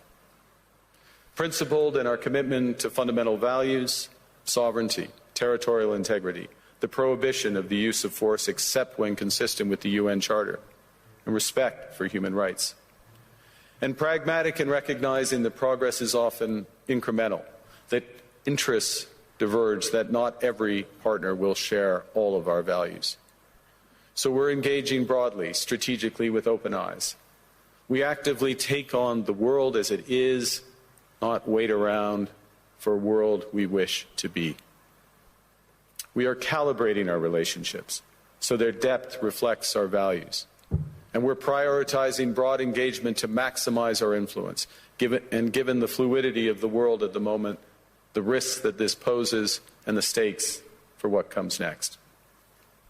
And we are no longer just relying on the strength of our values, but also the value of our strength. We are building that strength at home. Since my government took office, we have cut taxes on incomes, on capital gains and business investment. We have removed all federal barriers to interprovincial trade. We are fast-tracking $1 trillion of investments in energy, AI, critical minerals, new trade corridors, and beyond. We're doubling our defense spending by the end of this decade, and we're doing so in ways that build our domestic industries. And we are rapidly diversifying abroad. We've agreed a comprehensive strategic partnership with the EU, including joining SAFE, the European Defence Procurement Arrangements. We have signed 12 other trade and security deals on 4 continents in 6 months. In the past few days, we've concluded new strategic partnerships with China and Qatar.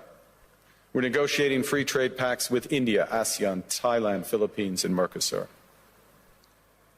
We're doing something else. To help solve global problems, we're pursuing variable geometry. In other words, different coalitions for different issues based on common values and interests. So on Ukraine, we're a core member of the Coalition of the Willing and one of the largest per capita contributors to its defense and security. On Arctic sovereignty, we stand firmly with Greenland and Denmark and fully support their unique right to determine Greenland's future.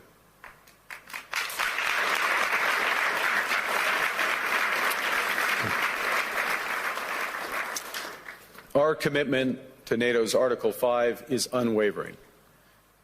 So we're working with our NATO allies, including the Nordic-Baltic 8, to further secure the alliance's northern and western flanks, including through Canada's unprecedented investments in over-the-horizon radar, in submarines, in aircraft, and boots on the ground, boots on the ice. Canada strongly opposes tariffs over Greenland and calls for focused talks to achieve our shared objectives of security and prosperity in the Arctic. On plurilateral trade, we're championing efforts to build a bridge between the Trans-Pacific Partnership and the European Union, which would create a new trading bloc of 1.5 billion people.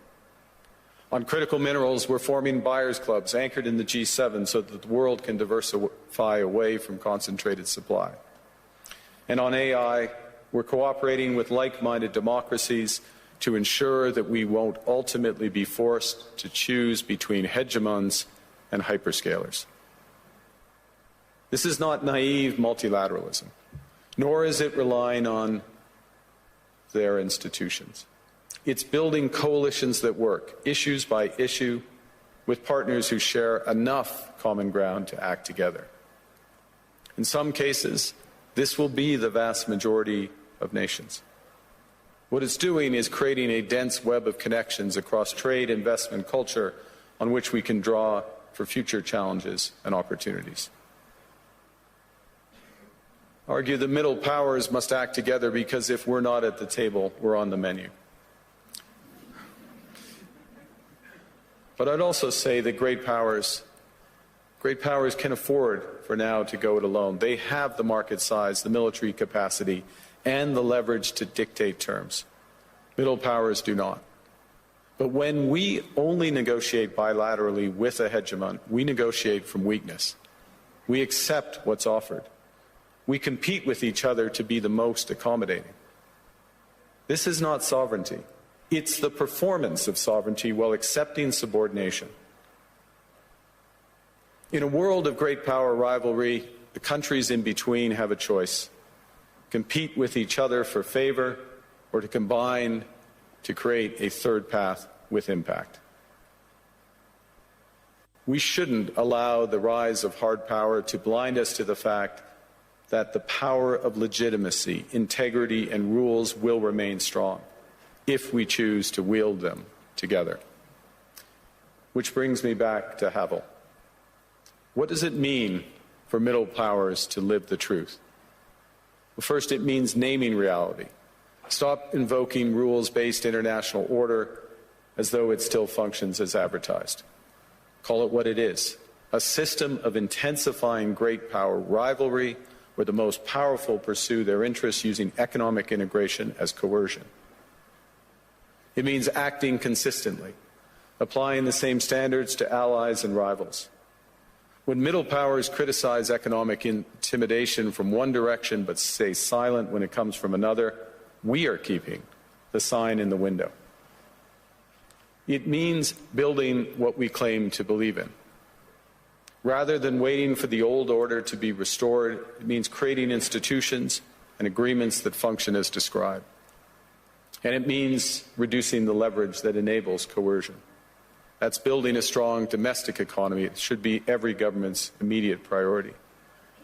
And diversification internationally is not just economic prudence, it's a material foundation for honest foreign policy, because countries earn the right to principled stands by reducing their vulnerability to retaliation. So Canada. Canada has what the world wants. We are an energy superpower. We hold vast reserves of critical minerals. We have the most educated population in the world. Our pension funds are amongst the world's largest and most sophisticated investors. In other words, we have capital, talent. We also have a government with immense fiscal capacity to act decisively. And we have the values to which many others aspire. Canada is a pluralistic society that works. Our public square is loud, diverse, and free. Canadians remain committed to sustainability. We are a stable and reliable partner in a world that is anything but. A partner that builds and values relationships for the long term. And we have something else. We have a recognition of what's happening and a determination to act accordingly. We understand that this rupture calls for more than adaptation. It calls for honesty about the world as it is. We are taking the sign out of the window. We know the old order is not coming back. We shouldn't mourn it. Nostalgia is not a strategy. But we believe that from the fracture, we can build something bigger, better, stronger, more just. This is the task of the middle powers. The countries that have the most to lose from a world of fortresses and the most to gain from genuine cooperation. The powerful have their power, but we have something too. The capacity to stop pretending, to name reality, to build our strength at home, and to act together. That is Canada's path. We choose it openly and confidently, and it is a path wide open to any country willing to take it with us. Thank you very much. Beautiful to hear a prime minister speak so clearly that even a 7-year-old can understand what he's saying. Mark Carney is the Prime Minister of Canada, spoke yesterday, special address at the World Economic Forum. These are issues that we have to avert our minds to. It's not every day we discuss roads and potholes. We also have to talk about where the world is going. Because if there's a third world war, your road and pothole, you can't even use it, right? There's so many things that happen globally that we cannot pretend don't affect us. So whilst we are happily national radio show, we also want you to know that there are geopolitical tensions, there are major challenges around the world. If the US invades Greenland with military force, I can bet you that that's going to lead to conflict. Now the Europeans are sort of shifting, which is why Kanye is saying, guys, name it what it is. So many things we learn from this. We'll discuss this when we come back. The Prime Minister himself sat down with the host of the program to do an interview about this speech. So I'm going to play that for you as well. What does this mean for the kind of politics we do? What does this mean for the priorities we should have as a country? Yesterday we talked about energy sovereignty, food sovereignty, and those other issues. The pettiness of our politics compared to the massive size of the global challenge is something we should also be thinking about. 6 minutes past 8. It's time for what? Tech and social media trends is brought to us by Telecel and First Bank Ghana. First Bank Ghana is helping you experience banking like never before with its apps. That's First Mobile or Quick Banking, which is a code *894# that puts your bank in your hands. You will make real-time transactions with First Mobile or Quick Banking *894#. Enjoy fast, secure, convenient banking anytime, anywhere. You can instantly purchase airtime or data, transfer funds to and from your Momo wallet, and do inter or intra-bank transfers, plus so much more. So download the First Mobile app today, or simply use *894#, follow the prompts, and join thousands of customers enjoying seamless banking. 0596 921 921 is the number to call. First Solutions at firstbankgroup.com is our email address. First Bank, you first. And so Edwin Kwakofi is joining us with the segment. Edwin, thank you. Sorry I took your time playing the speech. That's fine. What is trending? It was very interesting to listen to anyway. Yes, but, sir. First thing that's trending, Yao Sapong. Terrible news that we heard yesterday of his demise. And it comes just a few months after the death. Actually, last month. Last month actually. After the demise of Mami Tiwa. So he died at the Emina Hospital in Kumasi. So people are celebrating him as we did this morning by playing that wonderful song. All over social media, people sharing tributes. His favorite songs. Munya Ko, Munya Ding. My all-time favorite is sorry not say. It's a powerful social commentary. So wonderful songs, and we celebrate him here as well. So yesterday something else happened. There was a fire at the Kwame Nkrumah Circle behind the VVIP bus station, and we saw the images, terrible images of some shops being burnt. They said part of the station was also burnt, and investigations have begun by the fire service. They are trying to figure out what exactly caused it. Eyewitnesses have been having their share, but we'll wait for the official details of the fire from the fire service. People, of course, have been complaining about the response of the fire service. They say they responded promptly to the fire and deployed the tenders which were available to the fire to fight it. People are saying that it arrived too late. There were no functioning fire tenders at the Kwame Nkrumah Circle, which would be very surprising considering there's a fire station. I did see some fire tenders rush there about 20 minutes into the fire. And I also heard Samir Yafi talk about the possibility of an electrical fault because apparently there was a blast head in one of the shops which led to the fire. I feel like we also need to look at the way we live in these enclosed spaces. There isn't access for the fire service. The electrical connection sometimes may be faulty. So let's cut the fire service some slack on this one because from what I heard them say, they did their best. But, you know, people will always say what they have to say. Okay, so the next trend is our finance minister, Ken Ofori-Atta, who appeared before U.S. court virtually yesterday on his immigration case there. Possibly the fact that he possibly overstayed his visa. That case has since been adjourned to April 27th, I believe.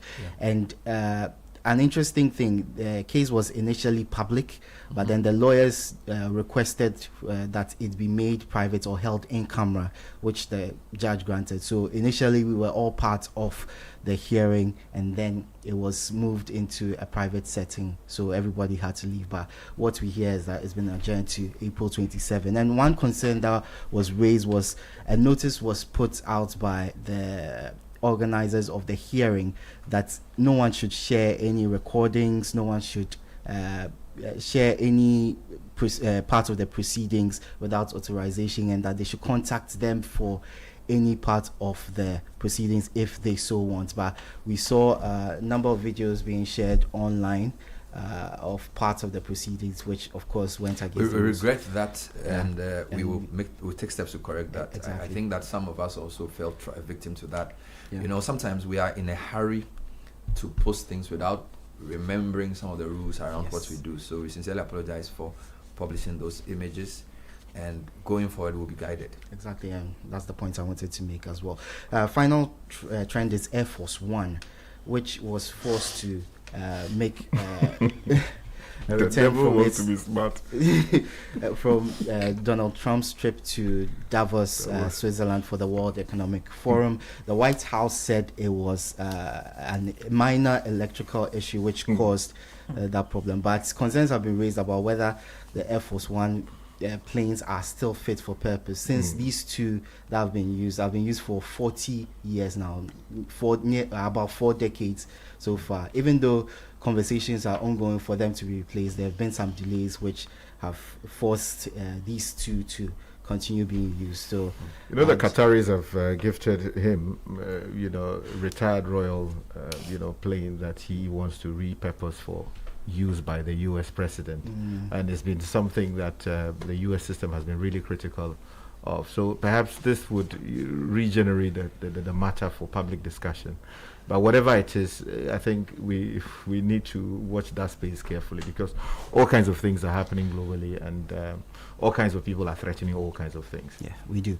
So in tech news finally, and we've been bringing you this story of Australia's ban on social media for under 16-year-olds.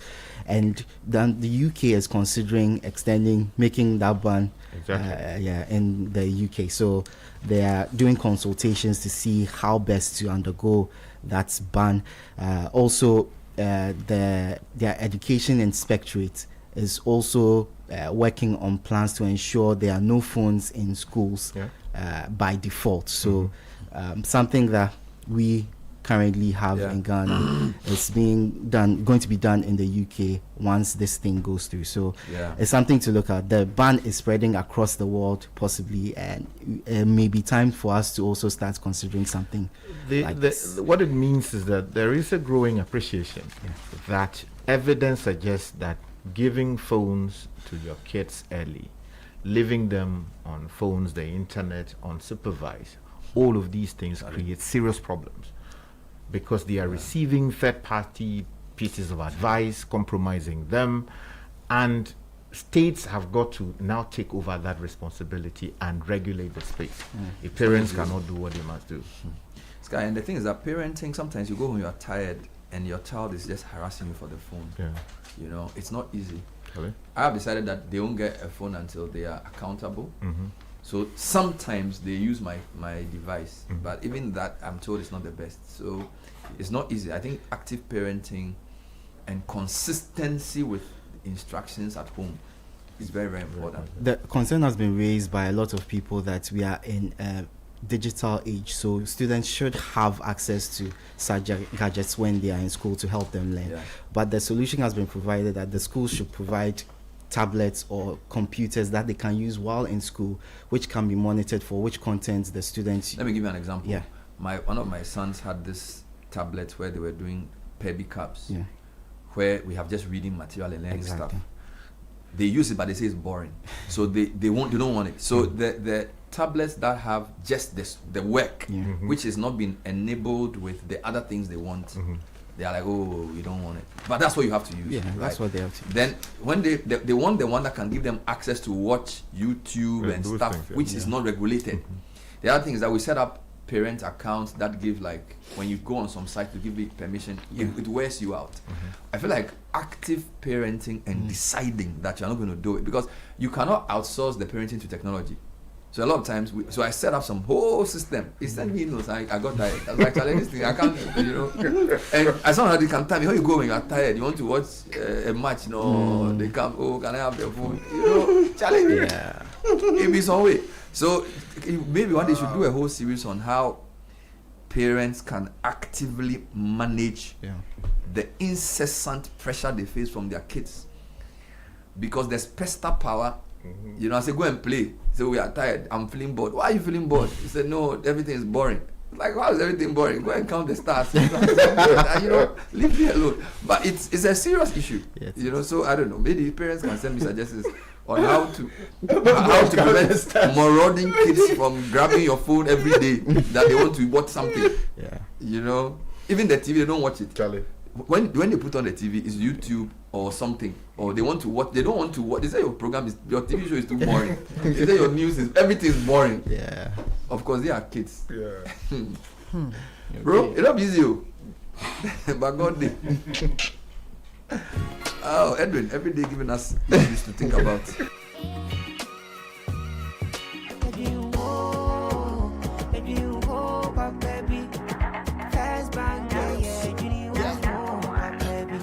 For a bank to rely on, let me give you a shoulder to lie on. Wouldn't we seek out to bank baby? No lie, only one place where I get my eye on. Make I introduce you all to First Bank, the best services in the world, first rank. Customer service, everything is well planned. I make music, I travel, I sell land. They be my reserve tank. Cause every time I know my money's safe. Universal banking ain't in me here on the date. I'm a busy person, me no many time to wait. Now I got to Spain, even when I'm in the States. My me blue shirt. Me tell me office is chilling, but who cares? Cause I bank with the best. I'm lucky, I'm too blessed. When it comes to First Bank, it's too west. Everything is you first. Nobody feed do, I'm like us. Do I'm like us. First Bank we treat you first. Treat you first. Somebody see yeah. Think about you first. Think about you first. You first. First Bank. There are many reasons to connect, and it's all to put smiles on the faces of those you love. Daddy, thanks for the tea cash, okay? I love you. That's my daughter, Angela.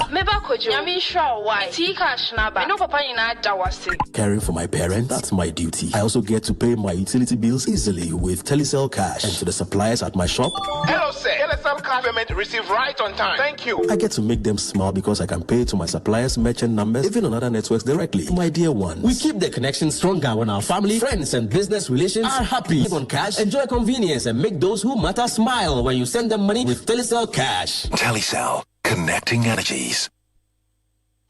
Imagine a place where every child's laughter becomes a song. A place where we can learn from animals, play, and just be happy with mommy and daddy. A place where hearts grow together. That place is Safari Eco Park. Here, amusement is the joy that unites us all. Mommy, I can see the emus all the way up here on the canopy wall. Careful, dear. There is more fun to be had. This is my new friend. Her name is Stripey, and the wildebeest is Sandy. Hi, Stripey and Sandy. With so much amusement like targets and obstacle games, ant caves, fantasy rides, and a vast range of wildlife. What is this place? This is an aviary, home to over 400 of the most vibrant birds in the world. The biggest aviary in West Africa. Wow, the biggest? Yes, and guess what? Open your palm. Daddy, look, you're eating from my palm. That's amazing. I want to stay at Safari Eco Park. I don't want to go back to Ghana. But honey, Safari Eco Park is in Ghana. What? How much did all of this cost, honey? 350 Ghana cedis for you and I, 250 for teenagers, 150 for kids, and absolutely free for children under 6. We should have brought the kids here sooner. I know. Safari Eco Park is only 1 hour drive from Accra. It's unforgettable.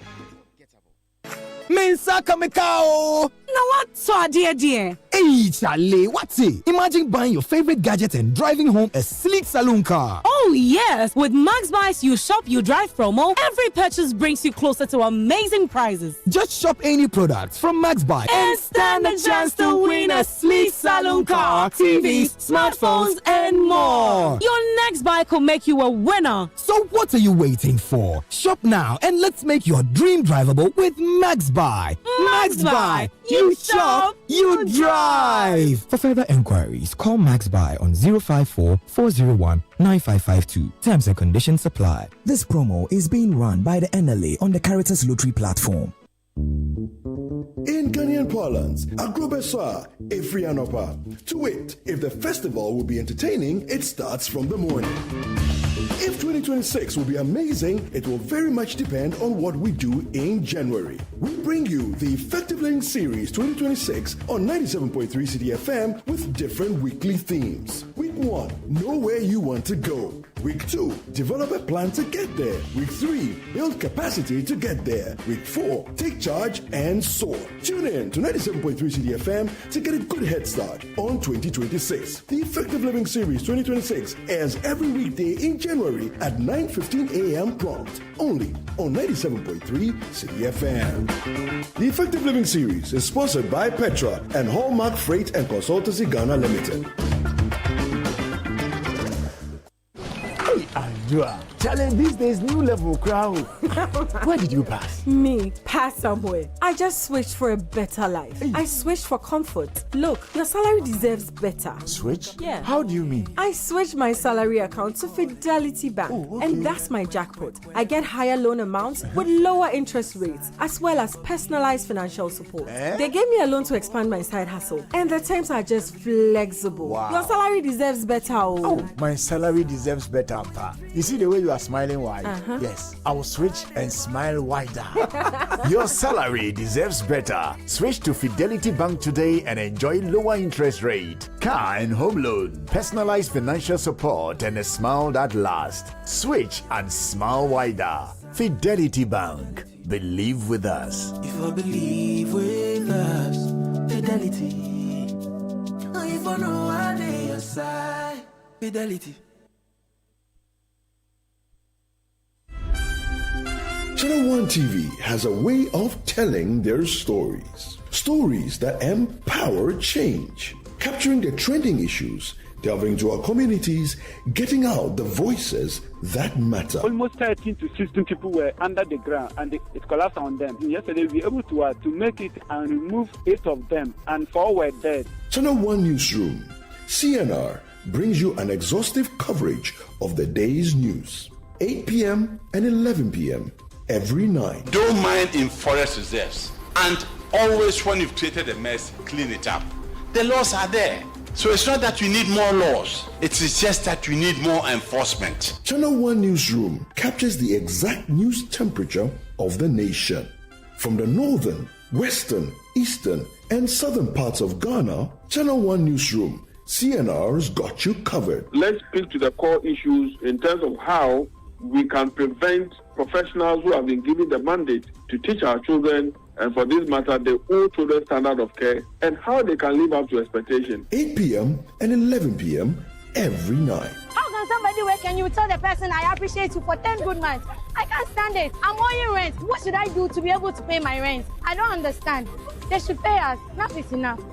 CNR, telling your stories, empowering change. Catch CNR on Channel 1 TV at 8 p.m. and 11 p.m. every night.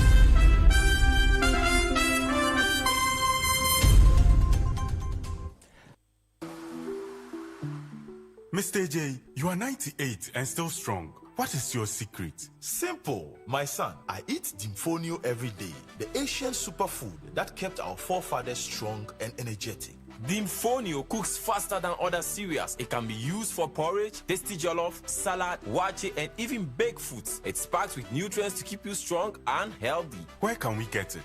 In all leading supermarkets and local shops across Ghana. The Infonio, our heritage, our pride. For bulk purchases, call Amati Company Limited on 0200-775144. The Infonio, nourishment for today. This advert is approved by the FDA. Join the conversation on the Citi Breakfast Show on Facebook at facebook.com/Citi97.3, Twitter at twitter.com/Citi973, and Instagram at instagram.com/Citi973 with the hashtag CitiCBS.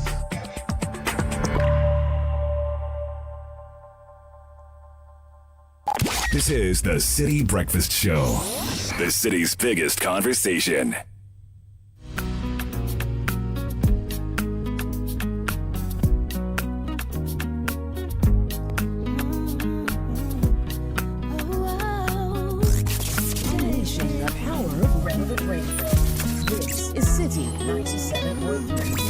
I wish the way I was living could stop serving rocks, knowing the cops is hot when I'm on the block. And I wish my brother would have made bail so I won't have to travel 6 hours to see him in jail. And I wish that my grandmother wasn't sick or that we would just come up on some stacks and hit a lick. And I wish my homies wouldn't have to suffer when the streets get the upper hand on us and we lose a brother. And I wish I could go deep in the zone and lift the spirits of the world with the words within the song. And I wish I could teach a soul to fly, take away the pain out your hands and help you hold them high. And I wish my homie Butch was still alive and on the day of his death we had never took that ride. And I 26 minutes past the hour of 8. Later this morning, Effective Living series continues with our focus on capacity building. My guest is Samuel Yim, who is a CEO of CTL Africa and a John C. Maxwell certified leadership coach, as well as a legal consultant. And he'll be helping us talk about building professional capacity.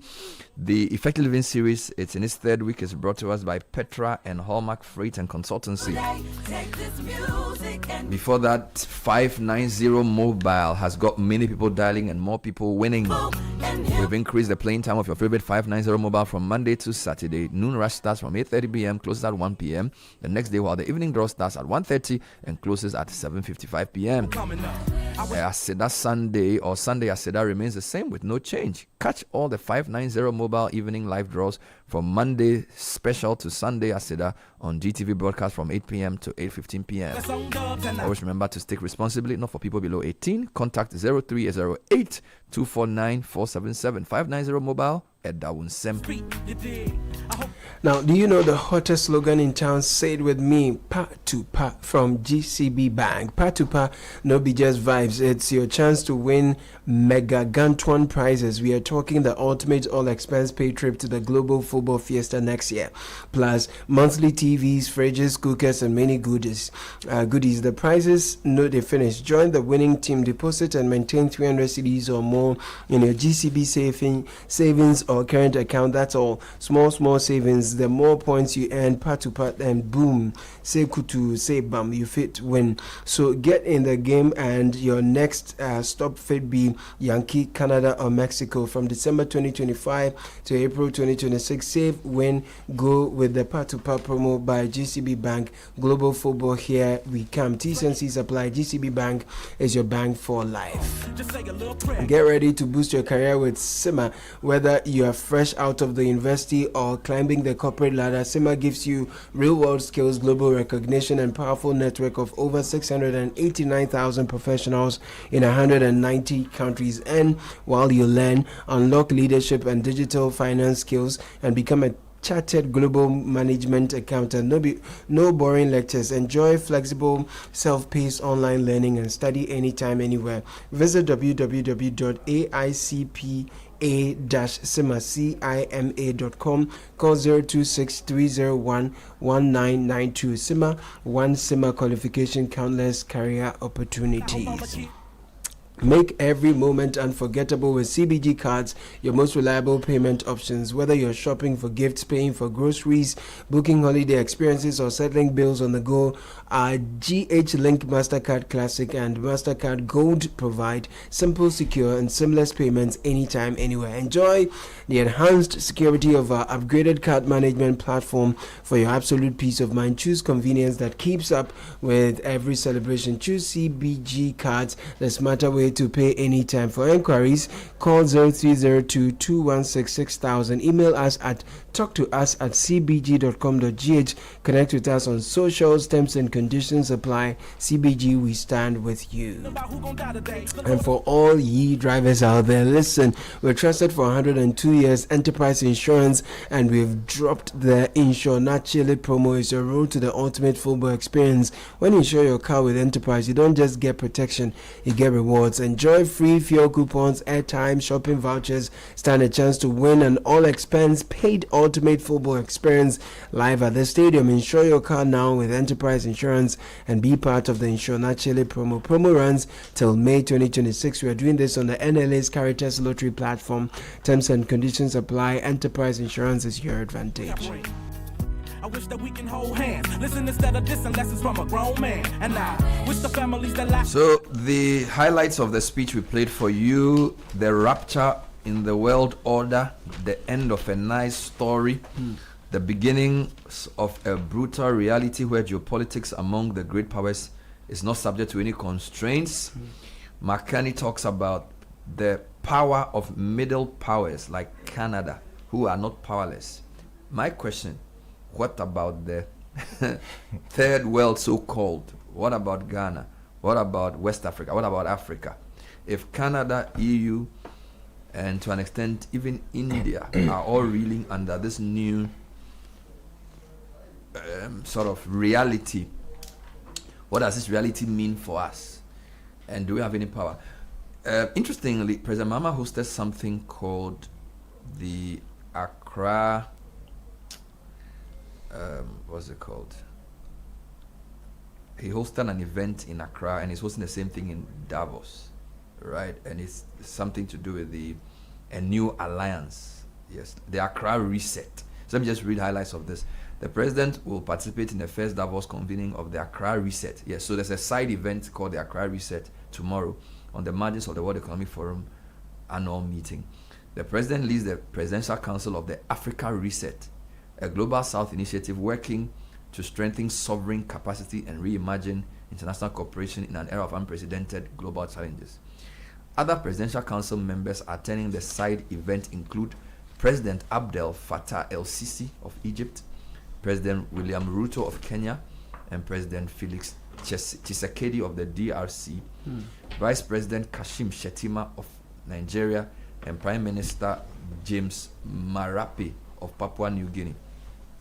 Former heads of state participating include President Olusegun Obasanjo, Right Honorable Helen Clark, President Amina Garib Fakim, and President Ellen Johnson Sirleaf, who make up the Guardians Circle of the Accra Reset.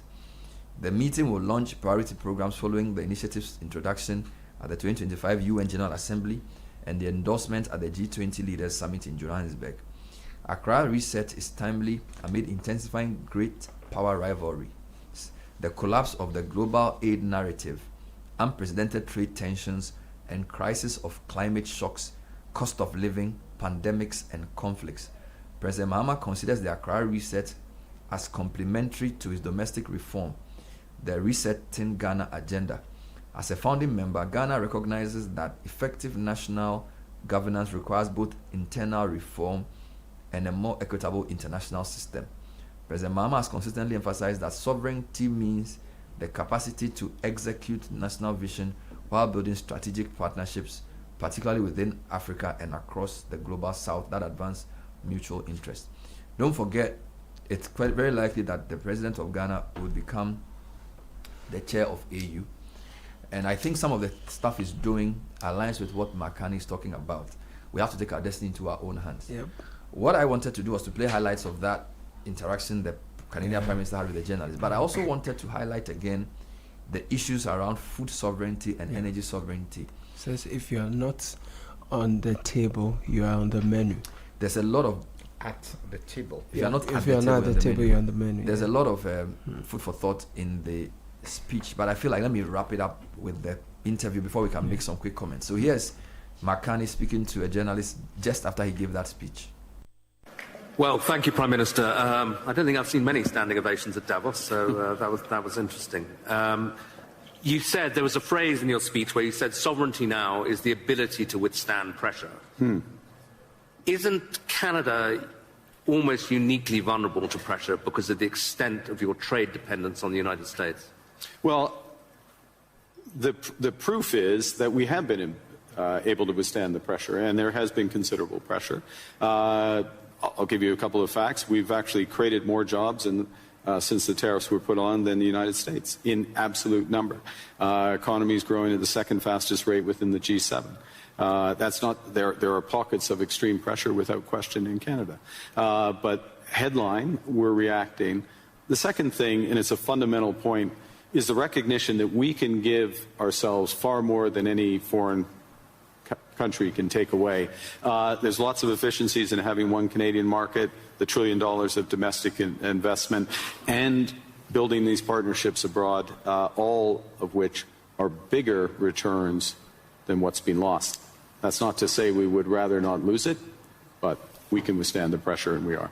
And I was interested that you said basically the old world's not coming back. So you're not seeing this as a period where you just have to get through and normalcy will return. I think that is our view, and we regret it, but we're not going to sit around and mourn it. We're acting, and we're acting in a way both that's in our interests, but we believe in a way with others that's building imperfectly in steps a new system. I'll give you one example in handback, which is we are members of trade agreements that comprise already 1.4 billion people around the world. So we have the most extensive network. We are trying with others to bring some of those networks together. The most prominent example is the Trans-Pacific Partnership in the EU, acting as a bridge. It's not a direct benefit for Canada, but it is a benefit for Canada that these groups come together. And Ngozi is here, consistent with the WTO rules, both of which are. And in that way, we're building back out amongst willing partners. And you talked about the need not to put the sign in the window anymore, to pretend that things are still the same.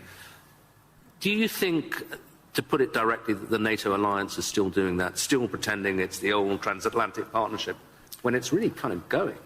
Well, I think clearly NATO is experiencing a test right now, and the first response to that test has to be to respond in a way that ensures the security of the Arctic in a robust way for all possibilities. This is actually a point that we have been making in recent years. It's a point that I made at the NATO summit back in June, which seemed like a pledging summit, but also was to get NATO policies in the right direction. So I think in the immediate term, one of the imperatives is to reinforce things that Canada is doing, Nordic Baltic 8 are doing, the UK are doing, other NATO partners, France included, in a comprehensive way that provides much greater security in the Arctic. This is the test, and so I wouldn't say the NATO sign stays in the window, but we've got to meet the moment of that. You also, a big theme of your speech was the need for middle powers to work together. Yeah. But you've just been to the other great power, to China. And I think people are very intrigued by seeing that meeting. And some people say, kind of, that's a mistake, really, because you're going to make yourself more dependent on China. They're not that benign either. The US will be very annoyed. What's the defense of what you're doing, and what do you hope to get out of it? Well, the first thing is to say it's not a defense. It's an. I know the way you framed the question, but it's offense. It's building out. It's something positive as opposed to against. We're for something as opposed to being against. The second is, there are very clear guardrails in that relationship. I spoke of calibration of relationships in my remarks. That's what I mean by it. But within those clear guardrails are huge opportunities in energy, both clean and conventional, obviously in motor vehicles, in agriculture, in financial services, all of which is mutually beneficial. So it's additive. And look, it's the second largest economy and it's our second largest trading partner. We should have a strategic partnership with them within those guardrails, and that's what we've achieved. And it is an interesting reversal, though, because I think certainly during the Biden administration, there was this sense that the Western world was trying to decouple from China, or de-risk at least. Yeah. And is now in this new world that really going to go into reverse, and de-risking from China because there are other risks is less of a thing? You need, again, many in this room, this is their livelihood, you need a web of connections. And to miss out in that web some of the largest ones, United States, we already have that, China, India, Mercosur, European Union, that's a mistake. That's not managing your relationships properly. That makes you stronger, makes you more resilient. And then on top of that, I'll give you again, I'll appeal since it's in the headlines to the Nordics. Nordics plus Canada, it's 20% of global GDP. It's not the first thing people would realize. But that relationship, which is deepening for security reasons, because we're like-minded, those are the types of partnerships that I think we'll see more of. And you got a round of applause when you said something strong about standing on principle on Greenland. Do you think we can find an off-ramp on that? I mean, I'm sure you'll speak of it, but put it this way, if there isn't an off-ramp, where does this go? I strongly believe that there's a better outcome that come from the discussions that have been catalyzed in an unusual way, admittedly, but and we absolutely stand by the principles that I referenced. That solution starts with security, and a security, yes, of Greenland, but more broadly of the Arctic. Canada is foursquare contributing to that. We're at the start of a major ramp-up above and beyond, so we'll be a major contributor to that. NATO has to deliver on that. We're working intensively in order to do it. As well, prosperity for the people of Greenland. In the end, it comes back to the people there, and there are opportunities to do that in ways that would strengthen all of the alliance. And when President Trump says, oh, you know, Greenland's under threat from Russia, even from China, is that for real?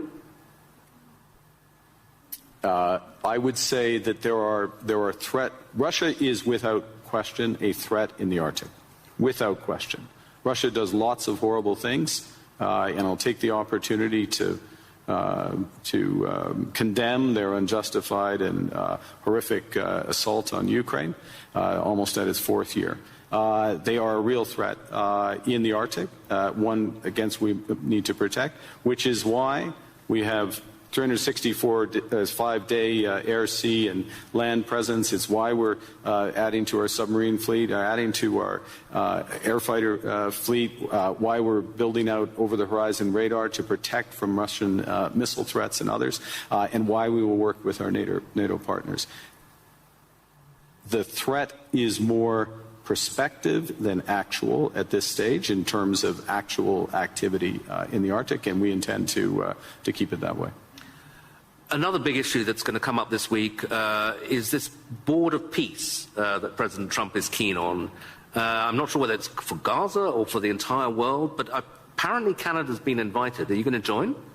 We have been invited, and let me start by, I think we should recognize the progress that has been made in at least getting towards the end of the first phase of this process. And the activation, if I can put it that way, of the process to set up the Board of Peace is the start of phase 2. Our view is, and that's to be welcomed, and this is a positive vehicle. Our view is we need to work on the actual structure of the vehicle. You just referenced, is it for Gaza? Well, the UN resolution, Security Council Resolution 2803, references a Board of Peace for Gaza. That's where we see it becoming immediately operative, and it needs to be, in our view, it's better to be designed in that way for the immediate needs there. There are many other needs around the world, first point. Second point, it needs to coincide with the immediate full flow of humanitarian aid into Gaza. We are still not where we need to be. Conditions still are horrific. So that needs to come alongside. We think there's aspects of the governance and the decision-making process that could be improved, but we will work with others, obviously work with the United States, because we will do anything that we can to improve the situation, the horrific situation there, and to move onto a path to a true two-state solution. There's a suggestion you can get permanent membership of the Board of Peace by ponying up $1 billion. You going to write a check for that? We would write checks and deliver in kind to improve the welfare of the people of Palestine. But we want to see it delivered direct to those outcomes promoting peace, and so the mechanics and how it works that way. Okay, final question. President Trump and a lot of people who agree with him condemn globalism a lot. And I suspect, you would be the kind of epitome of a globalist. You worked for Goldman Sachs, I believe. You were a central banker. You're comfortable and lived in several countries. Is globalism, first of all, is it a thing? And is it over?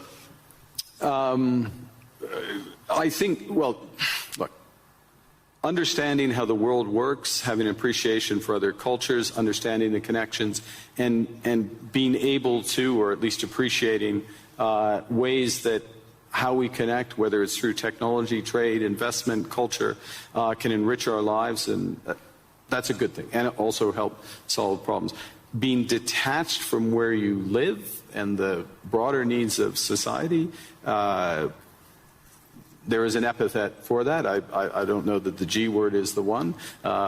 There's certainly what we're finding, to go back to the points I was making, is that there are a number of like-minded countries that want to work through partnership to achieve those goals for their citizens and for the world more broadly. The call is for more to recognize what's really going on right now, and to pool their resources to the benefit of citizens. So it won't be global, it won't cover the globe, but it will be more powerful. Okay, Prime Minister, thank you very much indeed. All right, so that was Makani. The new reality is that the global order, which was constructed after the Second World War, with multilateralism, the United Nations, the World Trade Organization, and all the things that they do, and it's over, right? So now the new order is forming, and for me, I like us to think about it in a number of ways. What does this mean for us as Africans generally, and also as Ghanaians? I think because of the way the world has been sliced up, it's not useful to only think about Ghana. All right, Ghana is too small to really go alone on some issues. There are some things we have to solve alone, right? We have to solve our traffic problems. We have to solve our pothole problems. We have to solve our indiscipline problems as a country. But you also have to think about what you can do collectively, all right? So the fact that globalization is happening and the world order is changing doesn't mean that when a truck breaks down on the road from Tesano to Achimota, we shouldn't have a towing system to pick it up. Or a taxi driver can stop and piss on the roadside without access to a proper restroom. So what I'm saying is there are things we have to deal with as Ghanaians, irrespective of what's happening globally. Some of which depend, some of which do not depend. So a lot of things we do on this show deal with what we must do as a country. But I also feel we need to start thinking about broader issues. This morning we read about how Burkina Faso had gotten their former military ruler extradited from Togo. Right? There are many issues happening around us that we have to think about, and we have to be concerned about how our government acts. Our president is in Davos trying to build a new coalition. He calls it the Accra Reset. Obasanjo is there, Egypt is there, Kenya is there. What does this mean? How should we exercise national sovereignty but also international cooperation? How do we position local topics in a way that makes the main thing the main thing? Like yesterday we were discussing the so-called fuel price war between what's the name of the company, Star Oil and Goil, right?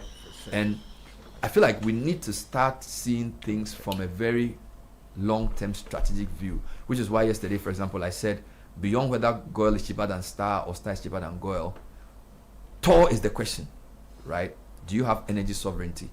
Can you generate power?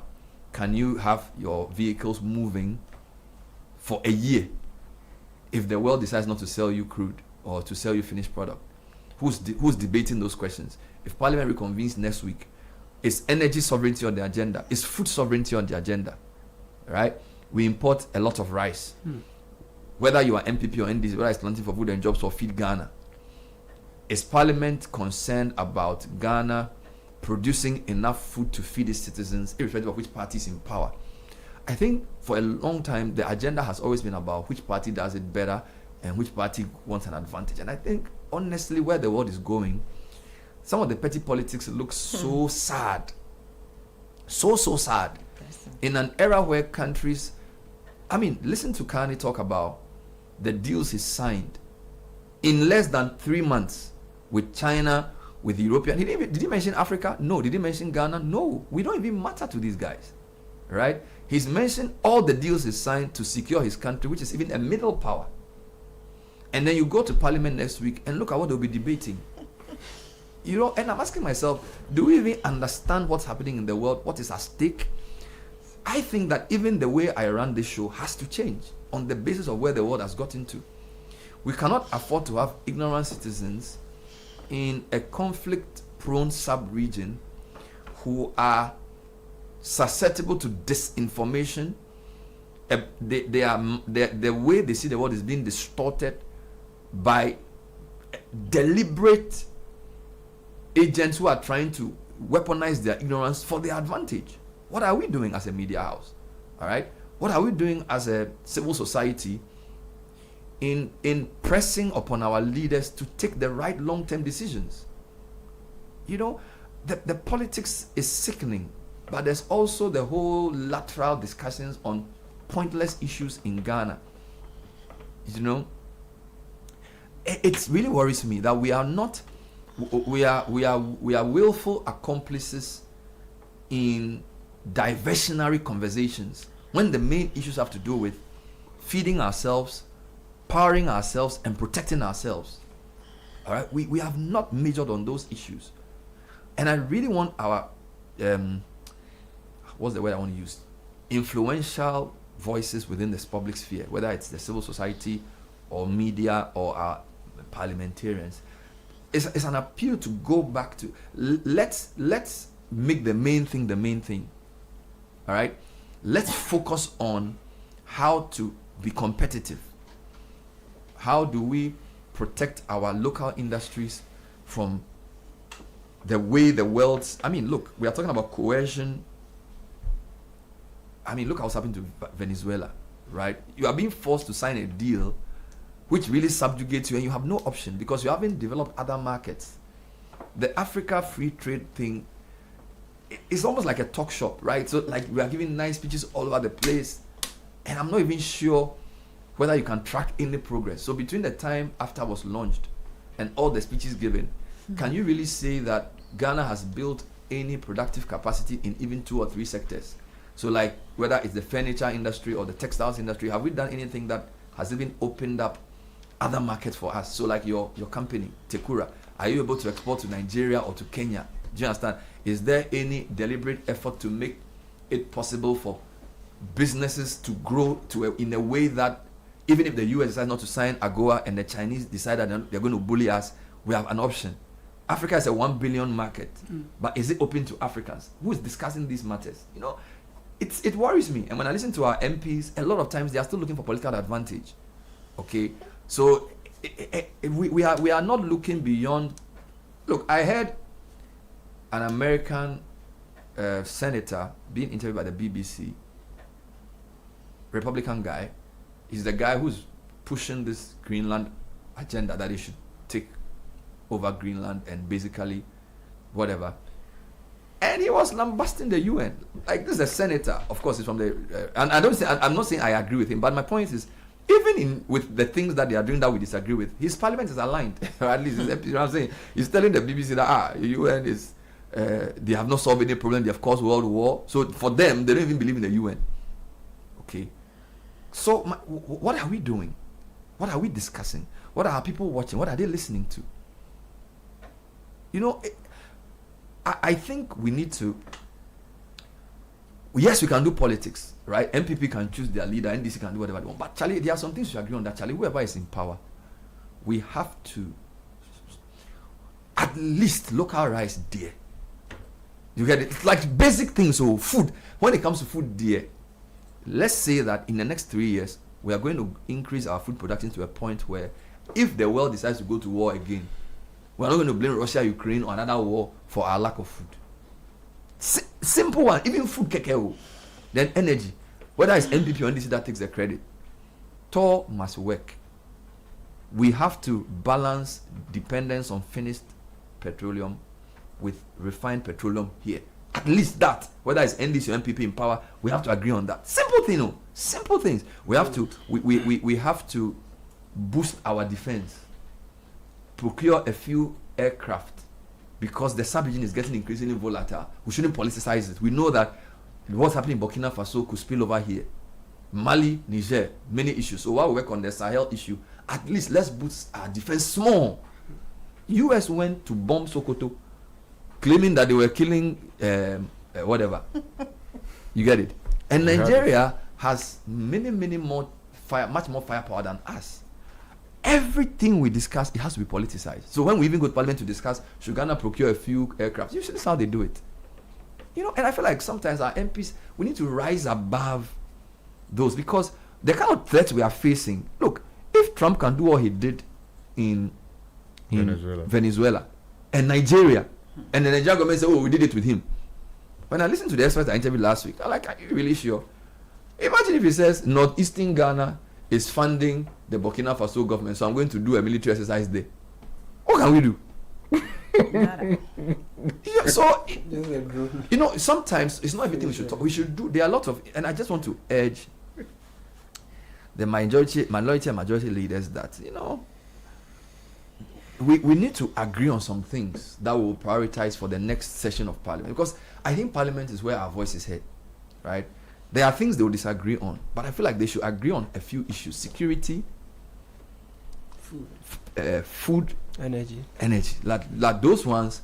Let's protect ourselves. Let's start working on those issues, and we can fight over elections and whatever.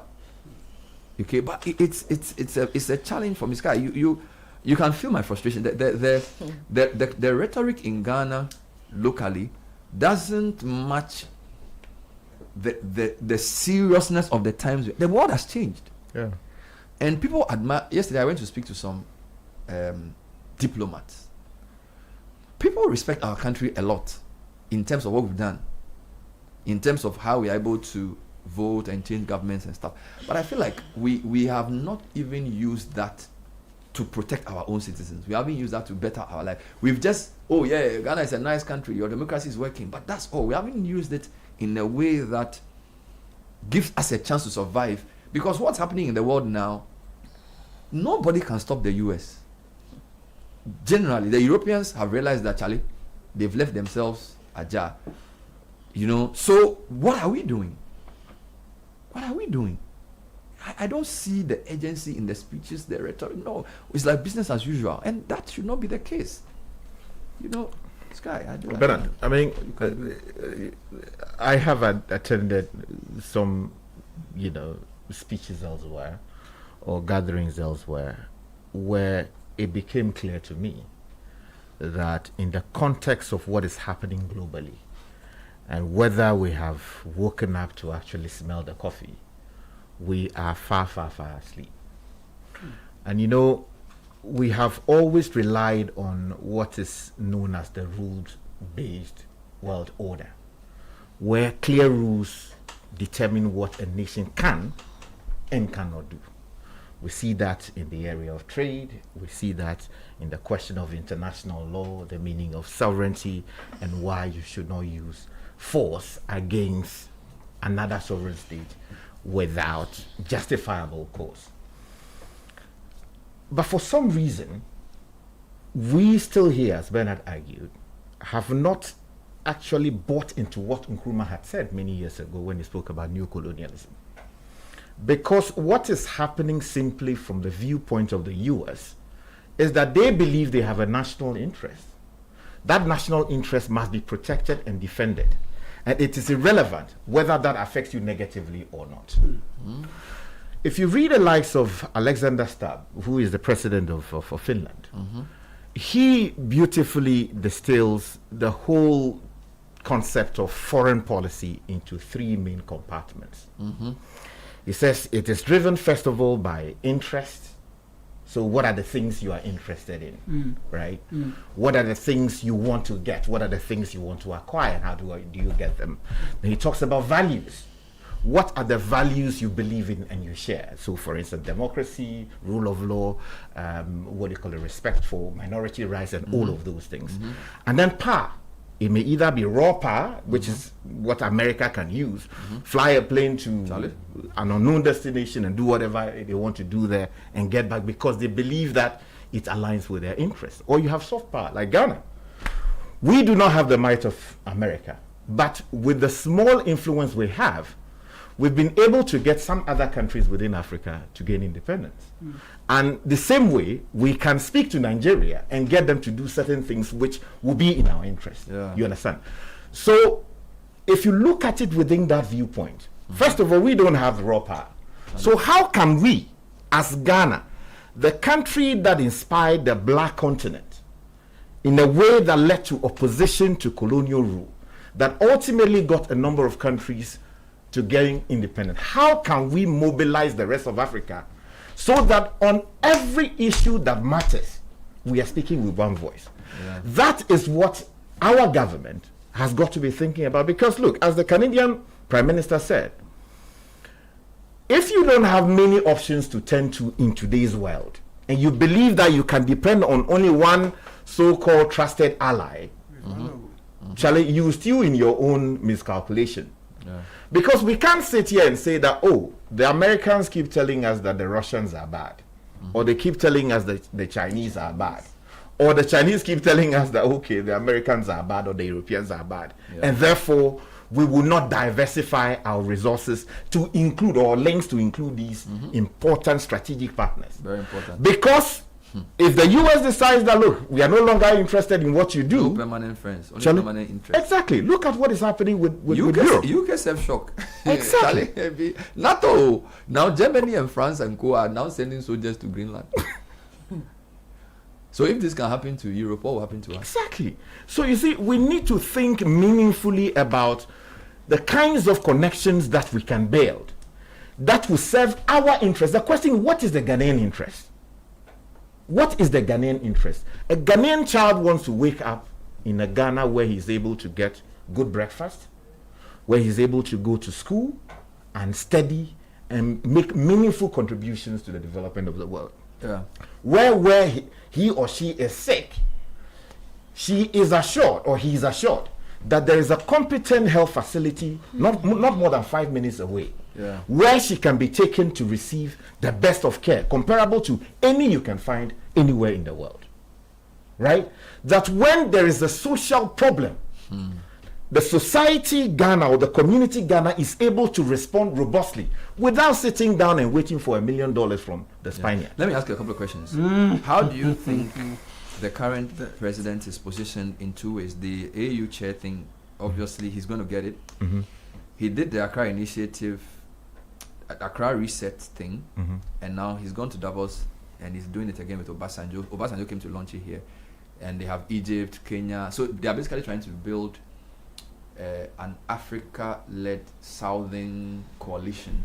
So it's not really like it's like a bit like non-aligned, but you can see where it's going, right? So when he took over, he decided that he was going to talk to the Sahel. He didn't want to, because don't forget that there was a whole rift between us and Burkina when the previous president complained to the Americans that the Burkina people, Wagner was up to nothing. So there's a whole suspicion. So the whole envoy to the Sahel 3, AU chair, Accra, it seems like something is happening there. Exactly. Obasanjo being brought in, then people like Ellen Johnson Sirleaf to help, and then you have Egypt, you have Kenya, and then I think there's also Nigeria involved at some point. They are trying to build something. Yeah. My only worry is that a lot of times, most of these things don't include even the francophone countries, right? So as I talk to you, it's only the main francophone countries, Ivory Coast, Senegal, they don't seem too interested. It's mostly the three that are out of there. So I don't know whether the approach is okay. Let's deal with the ones we are ready to work with: Kenya, South Africa, Egypt. Let's start something, and then hopefully the others will join. Because even though France is making all the noise it's making in the Europe, it still controls a lot of the countries around us, right? Yeah. So I don't know. And by the way, in doing that, does Mahama risk taking his eye off the ball locally too? Because there are lots of local issues that have to be dealt with. Indeed, when he posted the meeting he was going to have in Davos, most of the tweets underneath, and Twitter is an interesting place. They're like, Mr. President, nurses have not been paid. Mr. President, the conferences are too many. So it's almost like, Charlie, come and solve our local problems. But I feel like, you cannot, your capacity to solve your local problems depends on the international order too. Exactly, and the connections. So sometimes the citizens need to also understand that you can't wake up every day and say, let's patch potholes and let's fix issues where, if there's a world war tomorrow, I bet you my last dollar, it will affect everybody. Why? Because if your gold prices movement, cocoa prices, oil prices, it can change everything in Ghana. So you can plan everything you want to plan here. If some things happen, but that doesn't also mean that you should become like Nkrumah in his last year, where you are gallivanting around the whole world and leaving your own domestic problems. You get it? So I don't know, which is why I keep talking about parliament and the role they play and the kind of politics we do. And I feel like the majority and minority leadership can show leadership here to say, you know what, we are going to agree on some issues and rewrite the rules around how we engage, because this is not an ordinary time. There are issues we will debate vigorously and we will do our politics on issues, but there are some issues that we feel like we don't even need to discuss it in the open, because they become, I think, food sovereignty, energy sovereignty, and national security issues that don't need to be politicized. And I don't know whether who's going to take that, because the posturing of the two for me is not the best. I think the last round of parliament, they didn't really have a good relationship. All right, and I may be wrong in saying this, but when Haruna and Che were in leadership in the first Akufo-Addo term, I saw a bit more cooperation. Maybe because this is the first one, not the second one. Yeah, the numbers forced it. No, the first one. Yeah, that's what I'm saying. Not the second one. Yeah, I mean the numbers, No, the second one, they were close. Yeah, no. I'm talking about the first one, 2017 to 2020. Yeah, so that one, because there was a healthy majority. Oh, it was also because they're two guys. So, no, it was a healthy majority, and it wasn't overbearing, but it wasn't too close. That's right. So then, so there was a need for that cooperation to get things done. But then you have a system that changed radically. So you have parity of some kind. And then one person thinks that, okay, if you don't checkmate the other, you will get political advantage. I understand this, but I even had the two of them come for a joint interview in relation to something to do with parliament, which was rare. It wasn't even a debate, right? They came on the point of view and they were talking about how parliament was really experienced people and that kind of thing, which I thought was interesting, right? What I'm trying to say is that at some point, we have to, and you see, this is national leadership. It cuts across, whether it's Otumfuo, the leadership of parliament or whatever. We have to find a way to let our democracy work without compromising our existence. Presently, the way we do it, because what we do is that we throw our dirty linen in public.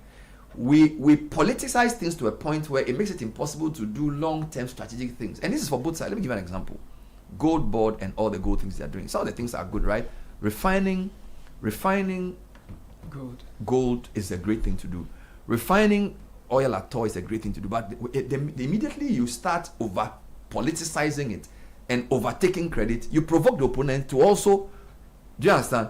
There are things you have to do for your country and not link it to votes. Because that's what leadership does. But what I'm saying is that even some of the good things they are doing, the way they posture around it, it also provokes opposition to say, really? Yeah. You get it? So now, the whole argument about even gold board has become whether the losses should go to BOG or not. And I'm saying that, you see, we need to be more nuanced in the way we even market our successes. Yeah. Because in doing it in that politicized fashion, you provoke the opponent to also take a position that is entrenched, because the politician that wants to survive. Okay? So if you do, for example, a national economic forum and you invite other people from the opposition, yes, some may come. if you create it as a national plan, because what we do is that we pursue political manifestos, and then we want to make everybody believe that it's a national plan because we are in power. But you will not be in power forever. You get it? So if we can't, I think we need to find a balance between what is politics and what is national governance. And this is both on the president and the people in power, and also those in opposition. You see, that's Bernard, why. can I just interrupt, because you said something that I find very noteworthy. You said we have to distinguish between what is governance and what is politics. Okay. Before I share my thoughts, let me bring a paragraph from an article that's written by renowned musician Ben Bracken. The title is, "Are We Truly a Country or Merely an Administered Territory?" And I'm focusing on the question, the thought-provoking question that you've asked. This is a paragraph titled Aban versus Omai, Competing Frameworks. And it's brief, so I'll just read it. He writes, "The Akan distinction between Aban and Omai illuminates Ghana's dilemma. Aban represents legality-based administration, bounded, imposed, often external. Omai represents legitimacy-based governance, organic, rooted in culture and belonging." And he further explains, for non-Akan readers, think of Omai as a social order grounded in legitimacy and Aban as administrative order grounded in legality. Ghana today often behaves more like Aban than Omai. And I think he's captured the question that you asked. What I want to say is that, for instance, our biggest problem as a country, as a region, and as a continent is disunity. I think everybody in the room will agree to that. And it manifests in different ways. One way it manifests, or it's become sort of weaponized or a tool, is through politics. And so politics is now, what do you call it? It's hanging around our necks, destroying everything that we do. Every conversation. Thank you, an albatross. Every conversation that we discuss on this platform, from water, sanitation, roads, transportation, in our discussions and from the people we interview, there's always that familiar or notorious statement about the entry of politics. The moment we politicized some of these amenities that ordinarily the governance structure should have allowed it to flow so that citizens can benefit from that. The politics that we practice here, and I'm gonna be a little bold, so maybe caution me when you think I'm going off the radar. But the question is, this democracy that we are practicing, that has given us two political parties, okay? And we tell ourselves that it's a multi-party democracy that we are practicing. If you go to Parliament, respectfully, I personally don't think that Parliament today is as representative as it probably was some years back and as it should be.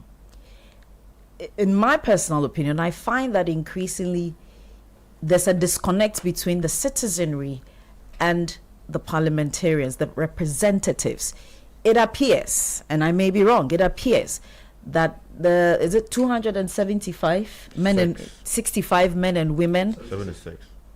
276 men and women representing same number of constituencies pursue their personal and party interests over that of their constituents, over those of the constituents and the citizenry. Okay, I don't find them representative at all, and I dare say that there's a certain degradation of their core function, of the core function of Parliament. And if nobody is expressing it or espousing that, somebody is feeling it. So even if we are not talking about it, we feel it. I think that the politics we talk about, and it is partisanship, is increasingly divisive, and it feeds our problem, our long-standing problem of disunity. And so we find politics dividing people along the party lines, my party versus your party. It extends into tribal lines. It goes into religious divisions. The common thing is the disunity. Unfortunately, and with the greatest respect to our elected MPs and so on, they have become a tool against the function and the purpose, or what's the word? The progression of this country. All of the things that are required for Ghana to progress, which Parliament is included, the executive is also included. They've rather turned around to become saboteurs, a hindrance in a way. They perpetuate the disunity. And for me, the question I want us to dare ask is whether we need to continue with this. This guy is laughing. Whether we need to continue with this system. I just wanted to say something so because of time, Sky. You know, we may not be able to exhaust this, but I still think that within the current system we run, there's hope. Because certainly. A lot of these guys think very deeply, and they also realize, look, they know where we are globally. Yes. And they see what is happening. I just know that sometimes the pressure from the base and the need to survive directs a lot of things, all right? But that's why we are here to also sometimes point the way that we need to agree on some things and then we can disagree on many other things. We are just appealing, all right? And I am appealing to Mahama Yariga, Alban Bagbin, and Apenyoma King to take the lead in Parliament. The other things you can do, the parties on the ground, even those campaigning, Baumia, Kennedy, and all these guys, there's a way you can do it that lets us show that you still put the country first, all right? We, the media as well, you've said something in the past I have to agree with. We have to also be selective in what we emphasize, because sometimes when we, for the sake of clickbait and for the sake of equality, treat every opinion as equal, it's not right. You are saying we should exercise our editorial discretion to say this is nonsense, this shouldn't be on air, this is important, this should air, which is why we've done this today. I decided to play Mark Carney for almost 40 minutes or whatever number. So, no country fails because one person fails. A country fails because many people fail. And I'm not prepared to fail on my part. And I think the MPs have their part. I'm not blaming them alone. Church leaders have a role to play. Elected leaders, party leaders, in how they even, when some of your spokespersons go off guard, how you manage them, both NDC and PP side. You know, General Secretary Fifi Kwete and Justin Kodria, sometimes you need to say to somebody, Charlie, this kind of rhetoric is not necessary now. You get it? People must show leadership. If people show leadership, the country will go forward. No country gets destroyed because one person did one big thing. It gets destroyed because every day small people do many bad things and nobody stops them. That's why a country gets destroyed. So I'm calling for better leadership everywhere. Political party leadership, civil society leadership, media leadership, religious leadership, and clearly traditional leadership. So that's where we are wrapping this up. We take a short break. Sky, I know you have something more to add, but because of time, we're going to do a short break and come back. Stay with us.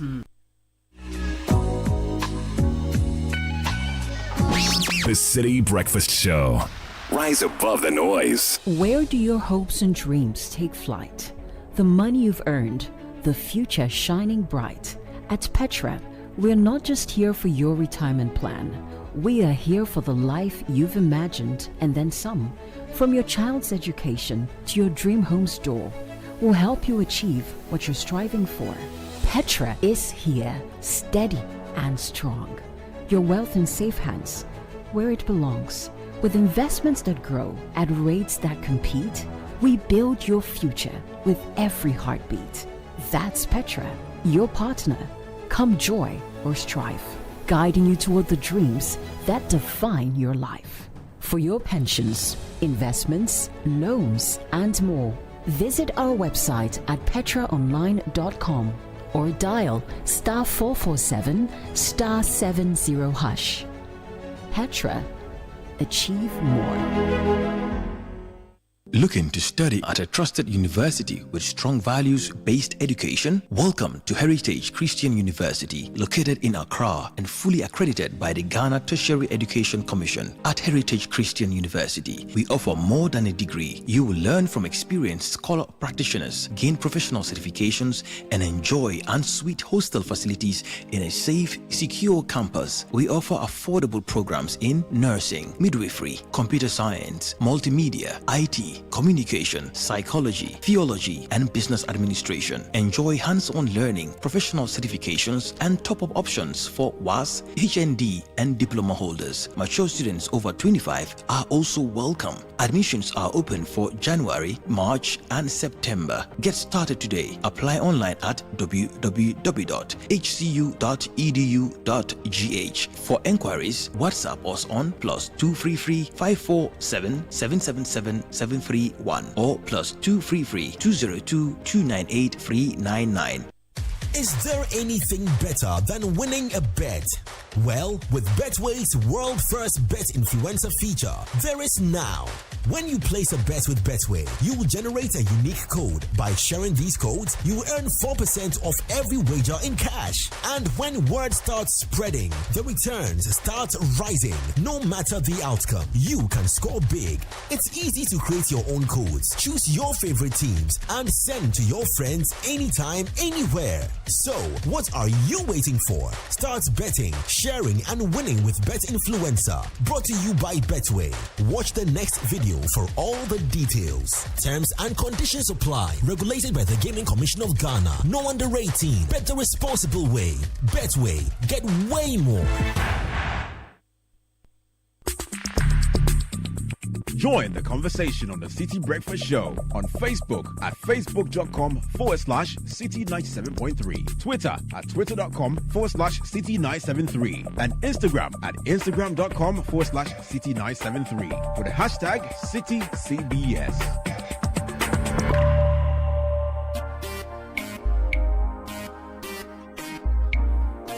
Time check, it's 20 minutes past 9. I have a very interesting couple here to talk to.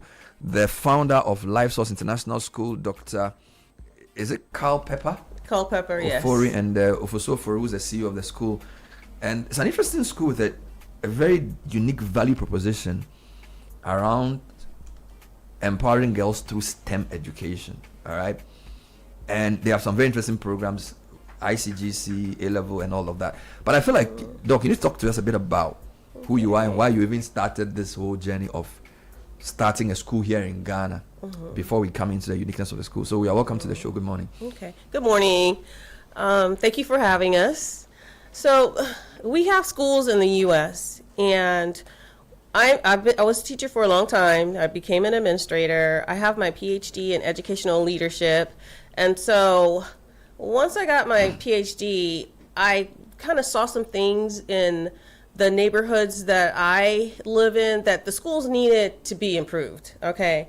And especially low socioeconomic neighborhoods where the kids are maybe even the first generation to even graduate high school or the first generation to go to college. And so I became really an expert at a needs assessment to see, okay, what do these kids need to thrive once they leave my school, once they leave school in general? What are the things that are most important to get them to thrive?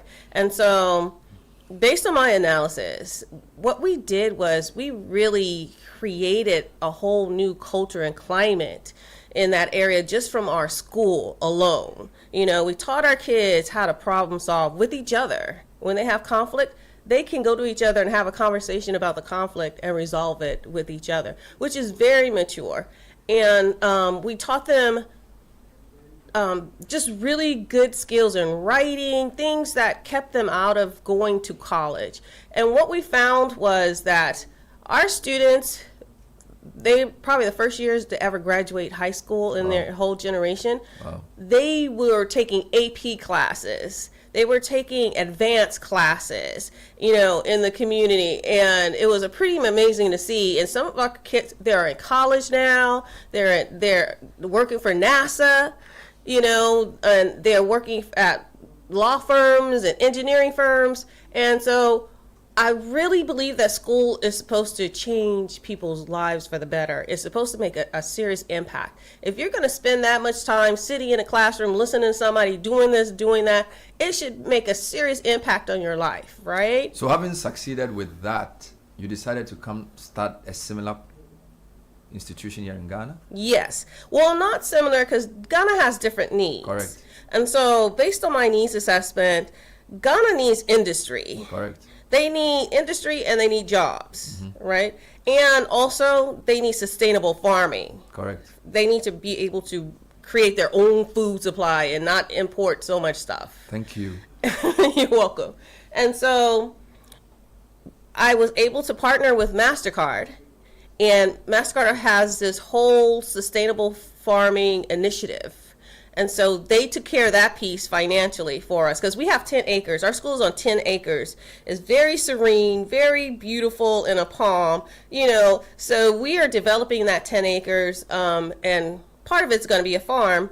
And MasterCard is coming to train our students on how to grow, how to yield, how to plant. And this is high school students? At JSS. We started at JSS. Wow. JSS 1. Wow. Yes. Wow. And so everything they need to know about farming, but it's not specific, and they're related to all their STEM classes. Wow. Yes, the teachers are even being trained. How can I relate this topic to the STEM classes? And not only that, they also related to their career path. This is interesting. Yes, their career path. And so MasterCard is also bringing an entrepreneurial angle to the training. Yes. And so when they go through all this training, they will be able to translate that information, like finances. How do you get your finances together, you know, to be an entrepreneur? How do you market your product? How do you do just everything you need to do from A to Z? And we're using the model as this 8-acre farm. So you have a school in a palm with an 8-acre farm, which emphasizes what students need to learn beyond the normal curriculum. Yes. And you call the school Life Source International School. Yes. So do they run just the normal JSS program, or do you run other programs concurrently? We run Cambridge. We run Cambridge program. They'll be graduating with a Cambridge, and they can go to any international school they want. We even have an option for a U.S. high school diploma. You know, their sister school in the U.S., they could get a U.S. high school diploma as well. And also, the most important part is we want them to be job creators, not job seekers And when you want they leave. to start that early. Oh yeah. You want to start that early. And they could do it. We have kids in JSS 1 right now. Is this co-educational or just for girls? It's just for girls right now. You know, in the year 2, we plan on building the boys' quarters on the land. And so you'll bring boys. Why Ghana though? Because you don't sound like you're from Ghana. My husband is Ghanaian. Your husband is Ghanaian. And for the past 20-something years, I've been here in Ghana for at least 2 or 3 months out of the year. That's right.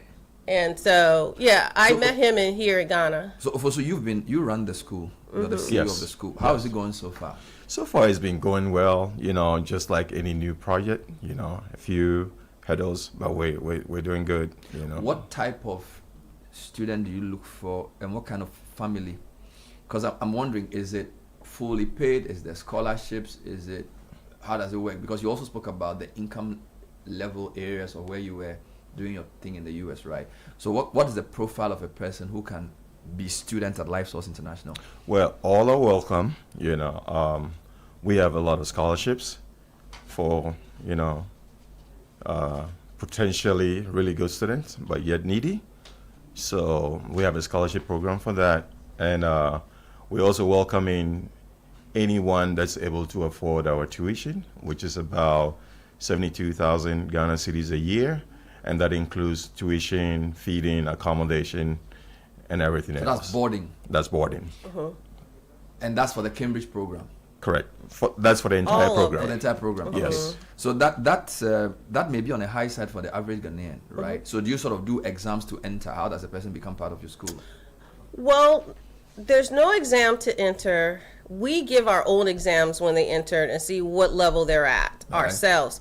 And when they enter and they take that exam, we start, like if they need intervention in math or English or writing or whatever they need intervention in, we start that the first week of school. We don't wait till a student fail and then try to give them tutoring or catch up. We give our own exam to them to see where they are. But it's not an exam to qualify. It's because I think assess to place. Yes, but I think everybody is capable. They just have to have the right teachers. Fair enough. Right? So people from grade 6 can come in at grade 7, or are people what about people who are already in grade 8, grade 9, 10? They're all welcome. So you're admitting along the from chain. JSS 1 all the way up to A levels. So, a couple of things. What facilities do you have on campus? You say it's boarding, right? Talk to me about the facilities, and the other thing is, can parents come and check out the place before making a decision? Yes, parents are welcome to check out the place. We're at a Palm Junction. When you get to a Palm Junction on the Delrampon Road, we're just less than a kilometer from the junction, and this is in a very serene, beautiful place.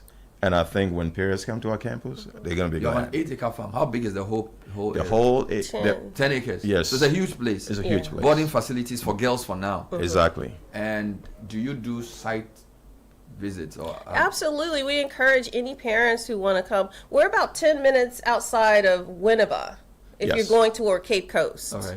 So we're very local, I think, to some neighborhoods. We have day school as well. Oh, wonderful. Yes, So we- some of the local community people can Yes, come. absolutely. We have day school, and we even have day school at a really low cost. I think day school is 4,000 Ghana cities a year. For tuition, and then they just have to pay for their books and uniforms. Is there a website where people can check some of the stuff you're saying out, and also can you give me some numbers for people to reach out if they want Yes. to have a So the website is livesourceghana.org. livesourceghana.org. Yes. And then the number is 055 955 2263. So you already have students Yes. in various classes. Yes. Where do you see this going? I'm really surprised at the way it's going so far. I'm trying to keep up myself. We have so much support from we have partner with MasterCard and Nana Rice, and we have so many big partners that are coming say this is an excellent thing. I want to help you, and so I see this as a model school for Ghana, hopefully, and it will change that trajectory of testing, getting a piece of paper and not being able to do anything with it. Exactly. Right? Is change that trajectory to we test too.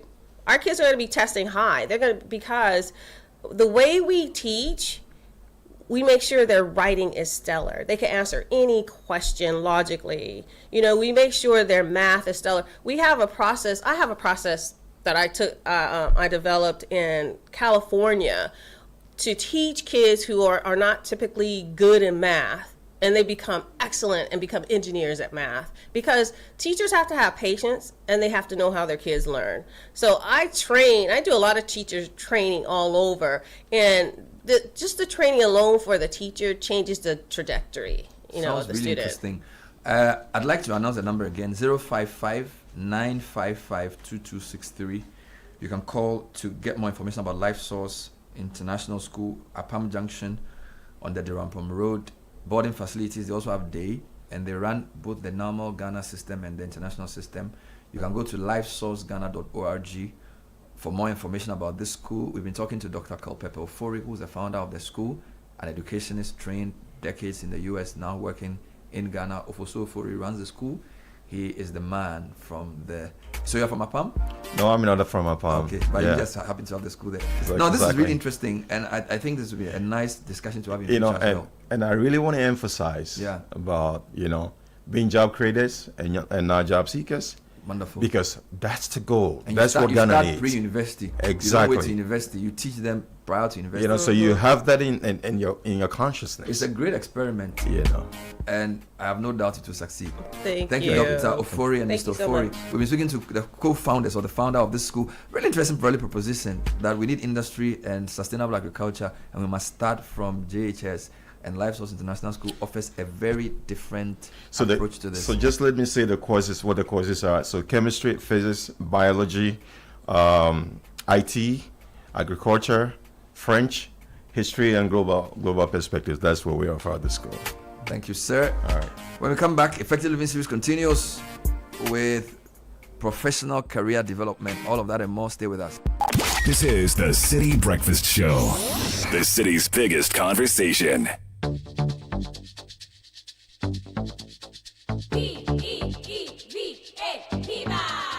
The sun Looking for a burst of flavor in every sip?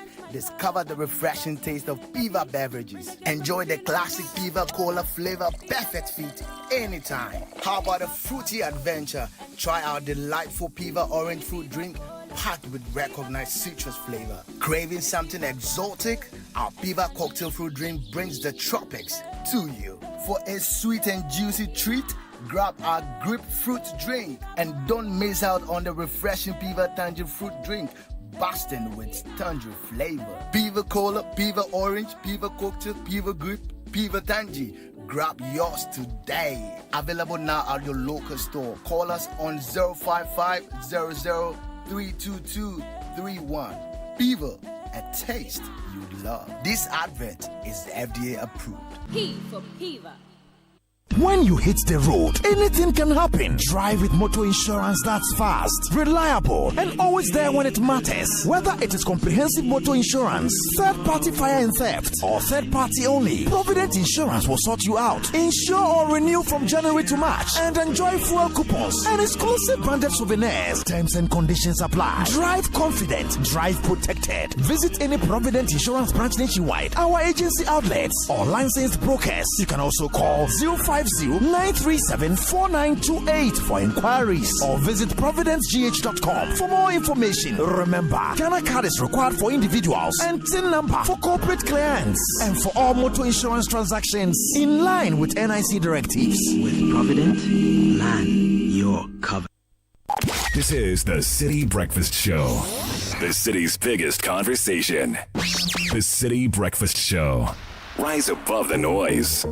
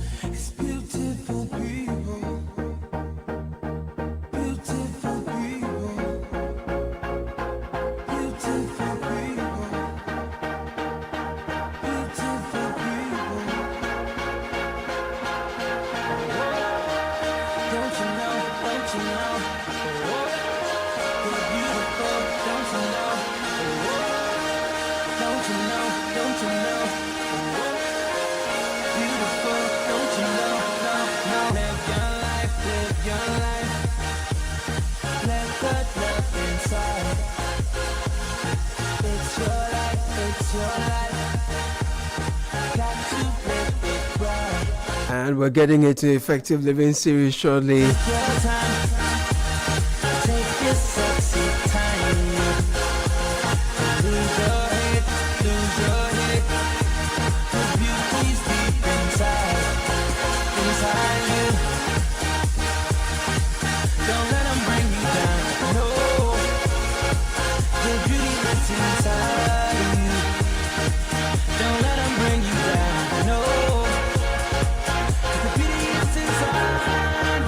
And Samuel Ayim is our guest today. We are talking about developing professional capacity. Effective Living series is brought to you by Petra Trust, Hallmark Freight and Consultancy Ghana Limited. Our guest is already in the studio. We're excited to go through all you need to do in order to build develop professional capacity. So it's good to see you. Happy New Year. It's our first time meeting this year. So many happy returns to you, Caleb, and the welcome. team. Thank you so much. Amazing. So what do you have for us in developing professional capacity, and how do you hope to approach it? All right. Thank you so much. In a short time that we have, I want us to look at why it is important to develop professional capacity. Right. We'll try to have a short definition of what actually professional capacity is and is not. Okay. I have a 4-pillar model for developing professional capacity, and then a 5-step model to how to develop your professional capacity. Fantastic. And there are a few killers. Okay. There are a few things that kill professional capacity. Right. If we have time, we'll share them. So, Samuel Ayima, I guess, is the CEO of CTL Africa, John C. Maxwell Certified Leadership Coach and Legal Consultant. So let's dig in. Right. So thank you very much. A lot of us think that professional capacity is just acquiring certificates. Okay. And I just want to start by saying that professional capacity is no longer about certificates. Right. Let me share this example with you. I started a small shop. Okay. And it was a fashion shop to do Africa wear. And a young man entered the shop. And as we talked, he told me, he was a chartered accountant and he was doing some training, certified ICAG. I said, great. I said, this shop, since we started, it was about a year. The person who was helping to do the things had been keeping some records, but it was not really going well. Can you help us put together our accounts? I studied a bit of accounts up to A level, so I know something called incomplete records. I told him, this is our incomplete records. These are the information. So we gave him the information. A week passed, 2 weeks, 3 weeks. I was not hearing from him. I called him and I said, my friend, what is going on? Oh, you see, I have some friends who help me to do these things and I'm not getting. I said, but you told me you are a chartered accountant. So the point here is very simple. Yeah. Certificates are not enough. Okay. It is about what you can do. Right. People are looking at relevance. They are looking at the value you are bringing. So relevance, value, what you can do, not just certificates. Exactly. Right. The guy didn't give me any results at the end, Wow. So that tells us that, you see, these days, in the past, it's about job security. You get a job and then you stay forever. Abayajima, you are there forever. But today, it is not so. Right. It's called skill security. Wow. If you don't have the skills, you are out. Okay. The next time they're doing a reshuffle, they're saying, okay, who can do the job? and the skills get obsolete very easily. Very, very easily. So you have to be updating, and the best way to be doing that is by doing. Exactly. The best way is to be doing and working on your skills and upgrading. In fact, a lot of us are just working hard and we think that every day we are going, we are coming. And I do a program called the Growth Journey. I take a lot of professionals on a 10-week growth journey. Okay. And one of the things I find very quickly at the beginning of the program is that people have worked for 10 years and they've not stopped to ask themselves, am I growing in this business? Okay. What have I done to myself? What capacity have I built? Yes, so that is very, very important. Right. So in short, when we talk about professional capacity, just take this simple equation. Right. Professional capacity is competence plus character and consistency. Oh, I like it. So PC is equal to C plus C plus C.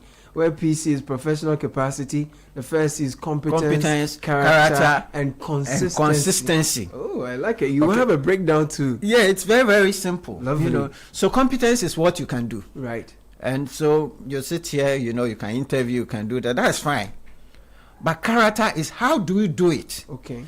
Which brings discipline and how people actually trust you. Okay. This credibility comes in there. So that's the character. So it's not just simply because I can do the job. Right. The values I bring to the job. The values you bring to the job. Right. How you behave. Right. Okay? That's very, very important. And it's not just that you do it once and it's finished. Okay. That's where consistency comes in. Every day. Every day you give the same quality. There's a lady who sells bread near my area. Every day you see people have queued. Why? Because consistent. Every time you buy the bread, it's the same. It's not like the carpenter who does very nice for you one day. Mood swings. And then the next morning the table is shaking. So that's not it. So competence, character, and consistency. Absolutely. Great. So that's very important. And it is not potential. Okay. So when you go to school, for example, you're certified, like we said, you have the potential. Right. But capacity is actually demonstrated ability. Right. You have to show that you can do it. So it's not a promise. It's not a promise. It's a delivery. It's delivery. An execution. Exactly. Okay. Exactly. Okay. And And you have to do that intentionally. You have to be intentional about your growth. We say that growth does not just happen. It has to be intentional. With all of us, when we were born, your mother takes time to feed you, to try to clothe you, and make sure protect you from all. That is exactly how capacity is. Right. You have to be intentional day by day, know where you want to go. Right. And when we look at the steps, you will see where intentionality comes in there. So it is important that you can do the thing and you can be relied upon. Okay. I mean, there's a case where one young guy entered the job, and then very soon he was promoted. And somebody who's been there for years went to the boss and said, "But I've been here for how many years? And this guy just came and you have promoted him." Yeah. And the boss says, "Oh, all right, call him." So he calls the young guy who had just come in, and he says, "Okay, the two of you, 100 cedis each, go buy me tea." Okay. So they went away, and a few minutes later, the one who has been here for a long time came and said, "Boss, I went to the shop, there is no tea."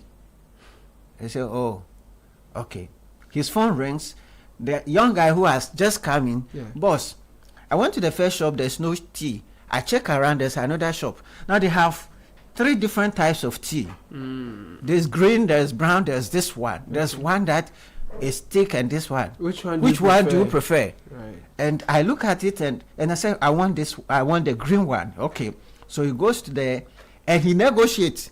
He said, "One is 10 cities. So I have 100 cities. Can I have 12? So one is solving problems, one is just there on the basis of longevity. Absolutely. So capacity is what problems are you solving? Everybody is looking for what problems can you solve for me? Customers, employers, and everybody. It's not just, "Oh, I have a certificate and I can do something." Right. So that is what it is. It is not about a promise, it is delivery. Actual delivery. Right. So we are dealing with a number of pillars here. The pillar number 1 is technical mastery. We're looking at 4 pillars of professional capacity. Yes. And we have talked about technical mastery, where every profession has a core that defines excellence. Yes. You're looking at your top skills that you are known for. We're looking at thinking and problem solving abilities. Yes. And then also we are now going to look at professional discipline and work ethic. Absolutely. Okay, let's get into that. It is very, very important to understand what skills are required in your area. Okay? If you don't focus on those skills, you will not be able to grow. Every profession has some technical competences. In fact, when I was doing this, and maybe this will interest you, I asked AI to give me the top skills for a radio talk show. Okay. And I said, give me the top 10 skills required of a radio talk show. And then it gives me strong communication and articulation, ability to think on its feet, active listening skills, interviewing and questioning techniques, confidence and charisma, research and preparation, time management, organization, adaptability and flexibility, knowledge of current events like you guys were just doing, and engaging personality. So these are going into the skills for a particular job. profession, skill set for. Exactly. So every profession you are in, ask yourself, what are the top skills that are required of me? Not just the technical, but then once you know the technical skills, you now have to do the work professionally, and that's what we were talking about. That's the third pillar. Okay, so the first pillar is simply what are the technical skills. Okay. The second pillar is now the thinking and problem solving, which is what we are talking about. Right. And then the third one is now your professional discipline. Right. And that is very important. I had a CEO who, because of my role as former company secretary for several years, I've worked with several CEOs. There was one CEO who comes to the office and makes sure everything in his tray is cleared and dispatched. Right. Everybody knew that when he puts something on your table, the next morning he's coming to ask for it. Right. Then another CEO comes, when he travels and he comes back, he deletes all the emails. And his policy was, If it's important to you, come back to me. Okay. Very soon, he couldn't survive. Right. Now, it's not that he was not competent. He knew the technical skills. But the work ethics, the attitude, the discipline with which he was approaching the work was not right. Okay? So I say that your discipline advertises your capacity even before you speak. Right. So discipline at what you do. Yeah. And of course, the fourth pillar is relationship and communication capacity. Okay. That's very, very important. We say people leave people. People don't leave companies. Right. So if somebody is working in this studio and the next morning he's upset, if you check, yeah, sometimes compensation and things. But there may be people who will stay here because Caleb and Bernard and the team here are great. The relationship is good. Right. So you're not being paid well, but there is a relationship. People will stay. And you need to build relationship. There's a point you make I want us to get to quickly because of time. How to intentionally develop your professional capacity. Yes. How do you do that? So I'm proposing a 5-step model. Okay. The first one is you have to conduct a capacity audit. It's something like a personal SWOT. You're taking stock. You see, I gave you what AI gave me about a radio talk show. Yeah. So you take the stock. You ask yourself, these 10 qualities, which one do I do well? Right. Which one am I weak at? Right. So that's the first step. And then the second step is you choose one of those capacities and you work at it. Deliberately. Consistently. You see, the accounts have a proverb, when you wee in one place, it's concentration, it's focus. Right. Don't do scatter. Right. Oh, I learned this a bit. I do this a bit. No. Should I have some time range for each skill? So, depending upon how long you think you need to work on it, maybe you take a quarter. Okay. So if it's 10 skills or 4 skills you want to work on this year, in a year, you can take 1 skill. Okay. And the first quarter you are focusing on this one. Right. The next quarter you are focusing on the other one. Right. Okay. So that is very, very important. So do the audit, choose one, and prioritize it. Okay. Learn and master it. Right. The other step is learn from people. Okay. If you have only you to, John Maxwell will say, if you have only you to follow, you are taking a walk. You can't grow. Growth will be stagnated. Right. You need some people in your capacity building journey. In some areas, you may need teachers. That's why you go for some courses. Right. In some areas, you may need mentors, people who have done it already. Okay. Bernard was just saying, Very important. Exactly. Yeah. He's doing, now you're following, and somebody else. So Bernard has done it, and you can learn from him or somebody else. So you need people. And sometimes you need a coach. Right. And there's a difference between a mentor and a coach. We cannot be able to discuss that in detail now. But a coach takes you from where you are now and help you, thinking with you, partnering with you to go into the future and check where the problems are, what the potential obstacles could be, and work with you through it. How important is it to practice in real situations? Absolutely important. It is absolutely important because after you've worked through everything and you have the knowledge, you have to now work at it. Okay. If you don't volunteer for it, and sometimes you are, some people will stay and say, this is not my job. This is not what I trained for. I'm a lawyer by profession, But when I was in corporate life, I started with the stock exchange. I realized that finance was so important. Right. I went to do an MBA. I came back. And I was still in the legal department. But I will go to the finance people. I say, give me the annual report. Let me review it. Okay. So I'll go through it. Okay. And by so doing, today, if I sit on a bank board as a director, I can read the financials. I can read. So you're volunteering with those skills. So don't wait. It's added value to you. Don't wait and say, oh, this is what I've been asked to do. And you just limit yourself to what you have been asked to do. I like that. I like that. And then so when you do all these, how do you measure your progress? Is it even important to measure your progress? Absolutely. It says what you cannot measure, you cannot improve. So you have to be able, it's just like, for example, you say, oh, I want to lose weight. If you say you just want to lose weight and you cannot measure that, okay, today I'm 80 kilo. Tomorrow I've done this exercise, so I've stopped this eating, so I've now 78. So you need to do this more. Check your capacity, your confidence level. Is it increasing? Is your deliverables improving? Are you able to do so? You can really be able to measure what you're doing. You can get also feedback. It's very, very important. So you can ask your colleagues, how did I do? After this show, you can go and say, Bernard, how did I do? Even me, when I go, I ask my team, this interview, how did I do? How did it go? What do you people think?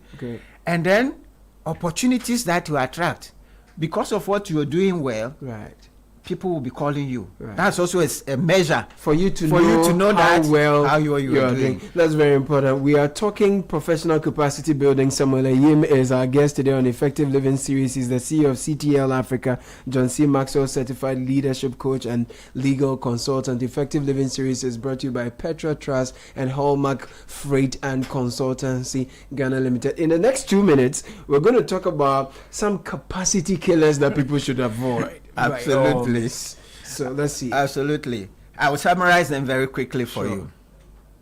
The first one is comfort and complacency. Okay. Now you are in the job and then your salary is good and you think that life is good. Life is good. Right. That is the first one. Okay. The second one is over-reliance on certificate. Okay. I am chartered. Okay. I am called to the bar. Right. I have journalism certificate. And so what? What can you do with the certificate? So, and a lot of us are focused. In fact, even the education system, people are prepared to pay to be passed the exams to get the certificate. In our culture, there's so much emphasis on certificate. I have a certificate, but certificate doesn't get the job done. Right. The third killer is blaming the systems instead of upgrading your skills. Okay. So you go into a job, you may not have all the tools you need, but you improve yourself to be able to make the best out of it. If things are not working, what can I do to myself to make it better or to cope better? Okay, good. So don't blame the system, upgrade yourself. Okay. The next one is poor attitude. In fact, an entitlement. And that is a big one. A lot of us feel that, okay, I've been here for 4 years and people should know that I have contributed a lot and so I'm entitled to this and that. They have to promote me. I tell people, your boss doesn't wake up in the morning and think about, Caleb, this morning I'm going to promote Caleb. No, he's not thinking about, how is the breakfast show going to be delivered? Right. And if it's Caleb who can deliver it well, that would be. And the last one, which is very dangerous, is refusing feedback. Okay. I'm a Toastmaster, and we say in Toastmasters that feedback is a gift. Okay. So when people give you feedback, just keep quiet and listen. Don't refuse it. Or refuse, or people don't even want it. Right. Or when people give you feedback, and when they have given you all the feedback, you begin to explain why what they are saying is not true. Okay. Now that is not humble. Right. Okay? Right. And I say that capacity grows where humility lives. Yes, I love that. Capacity grows where humility lives. So we've done 5 common capacity killers. We've talked about comfort and complacency, over-reliance on certificates, blaming systems instead of upgrading skills, poor attitude and entitlement, and then also refusing feedback. And the memorable line to remember here is capacity grows where humility lives. So in a minute, we're going to look at some call to actions that you think we should pay attention to. Well, what I want to say is that your capacity is your leadership responsibility. Okay. You see, your leadership is influence, and your ability to influence depends upon how valuable you are. Okay. And your value depends on how much value you add to yourself. In law, we say that you cannot give what you don't have. So if you want to improve your leadership, enhance your influence, you have to add more value to yourself. Right. And by adding value, becoming valuable, you will not be resisted. It's not about just being visible. Right. Some of us will, okay, you can have nice, whatever, but how much value did you bring to the table? How much value did you bring to the table? Yes. Very important. And my last line I want to share is, the future belongs to professionals who can think, adapt, deliver, and be trusted. Right. Okay? Right. So capacity is your currency to that powerful destination. Solid. So capacity is your currency to the destination of professional growth that you're looking for. Samuel Ayim, CEO, CTL Africa, John C. Maxwell, certified leadership coach, lead consultant on professional capacity building. Thank you so much. We've had a good time learning from you today. Caleb. Thank you to Many the team blessings. also. Thank you. So Effective Living Series brought to you by Petra Trust, Hallmark Freight and Consultancy Ghana Limited. Grateful that you could be a part of the show today. Before we go very quickly, Central University is inviting prospective applicants to apply for admissions this academic year. We believe in aligning you with what we do is at the heart of our academic journey, one that goes beyond the classroom. So we are currently admitting students for the following programs: IT, engineering, architecture, design, planning, business economics and communications, pharmacy, nursing, public health, law, psychology, social work. We have diploma programs as well. Graduate programs include PhD in finance, MBA, MPhil, MSc and MA programs. WASI applicants are invited to try our program eligibility checker on our website to assess their eligibility for our undergraduate programs. Central University, we are raising virtuous and transformational leaders for our world. Now, if you're looking for a best of flavor in every sip, try Piva beverages. You will love it. We have Piva Cola, Piva Orange, Piva Cocktail, Piva Grape, and Piva Tangy. 0550-032231 is the number to call. Piva beverages, a taste you will love. Now, Hallmark Freight Forwarding is just got easier with Hallmark Freight and Consultancy Ghana Limited. Their attention to detail prevents customers from ever having to pay demurrage. You will have your air freight delivered in less than 24 hours, sea freight in less than 48 hours, and land freight in just 4 hours. Visit our office on the 4th floor of Allied Heights, Belengpe, or Cargo Village at the airport. 050-147-1599 is the number. HallmarkFreightGH.org is where to visit. We are your trusted and reliable partner. Now, do you know many insurance policy holders miss important updates every day? Don't let that be you. At Prudential Life Insurance Ghana, we update your email, and that helps you stay informed and you enjoy benefits without delay. Dial *778#, choose option 6 and update your records with your email address, and then we keep you informed. At Prudential Life Insurance Ghana, our reason is you, the customer. Now we are taking you to watch the World Cup games. America, Canada, Mexico. Join Litina 2-in-1 experience. We are uniting the world-class football and global business in one unforgettable journey. Call us 020-522-9533. All that you need pertaining to going and coming back from the World Cup is sorted.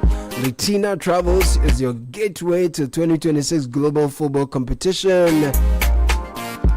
And for all those who drive, let us insure your vehicles for you. I'm talking about Provident Insurance. Visit any of our 16 branches nationwide, agency outlets, licensed brokers. 050-937-4928 is the number to call. ProvidentGH.com is the website. Visit us, because you know with Provident, man, you are covered. My name is Caleb. Thank you for doing the listening. Sheba Arba Bene is here with the news at 10. Good morning, Sheba. Good morning, Caleb.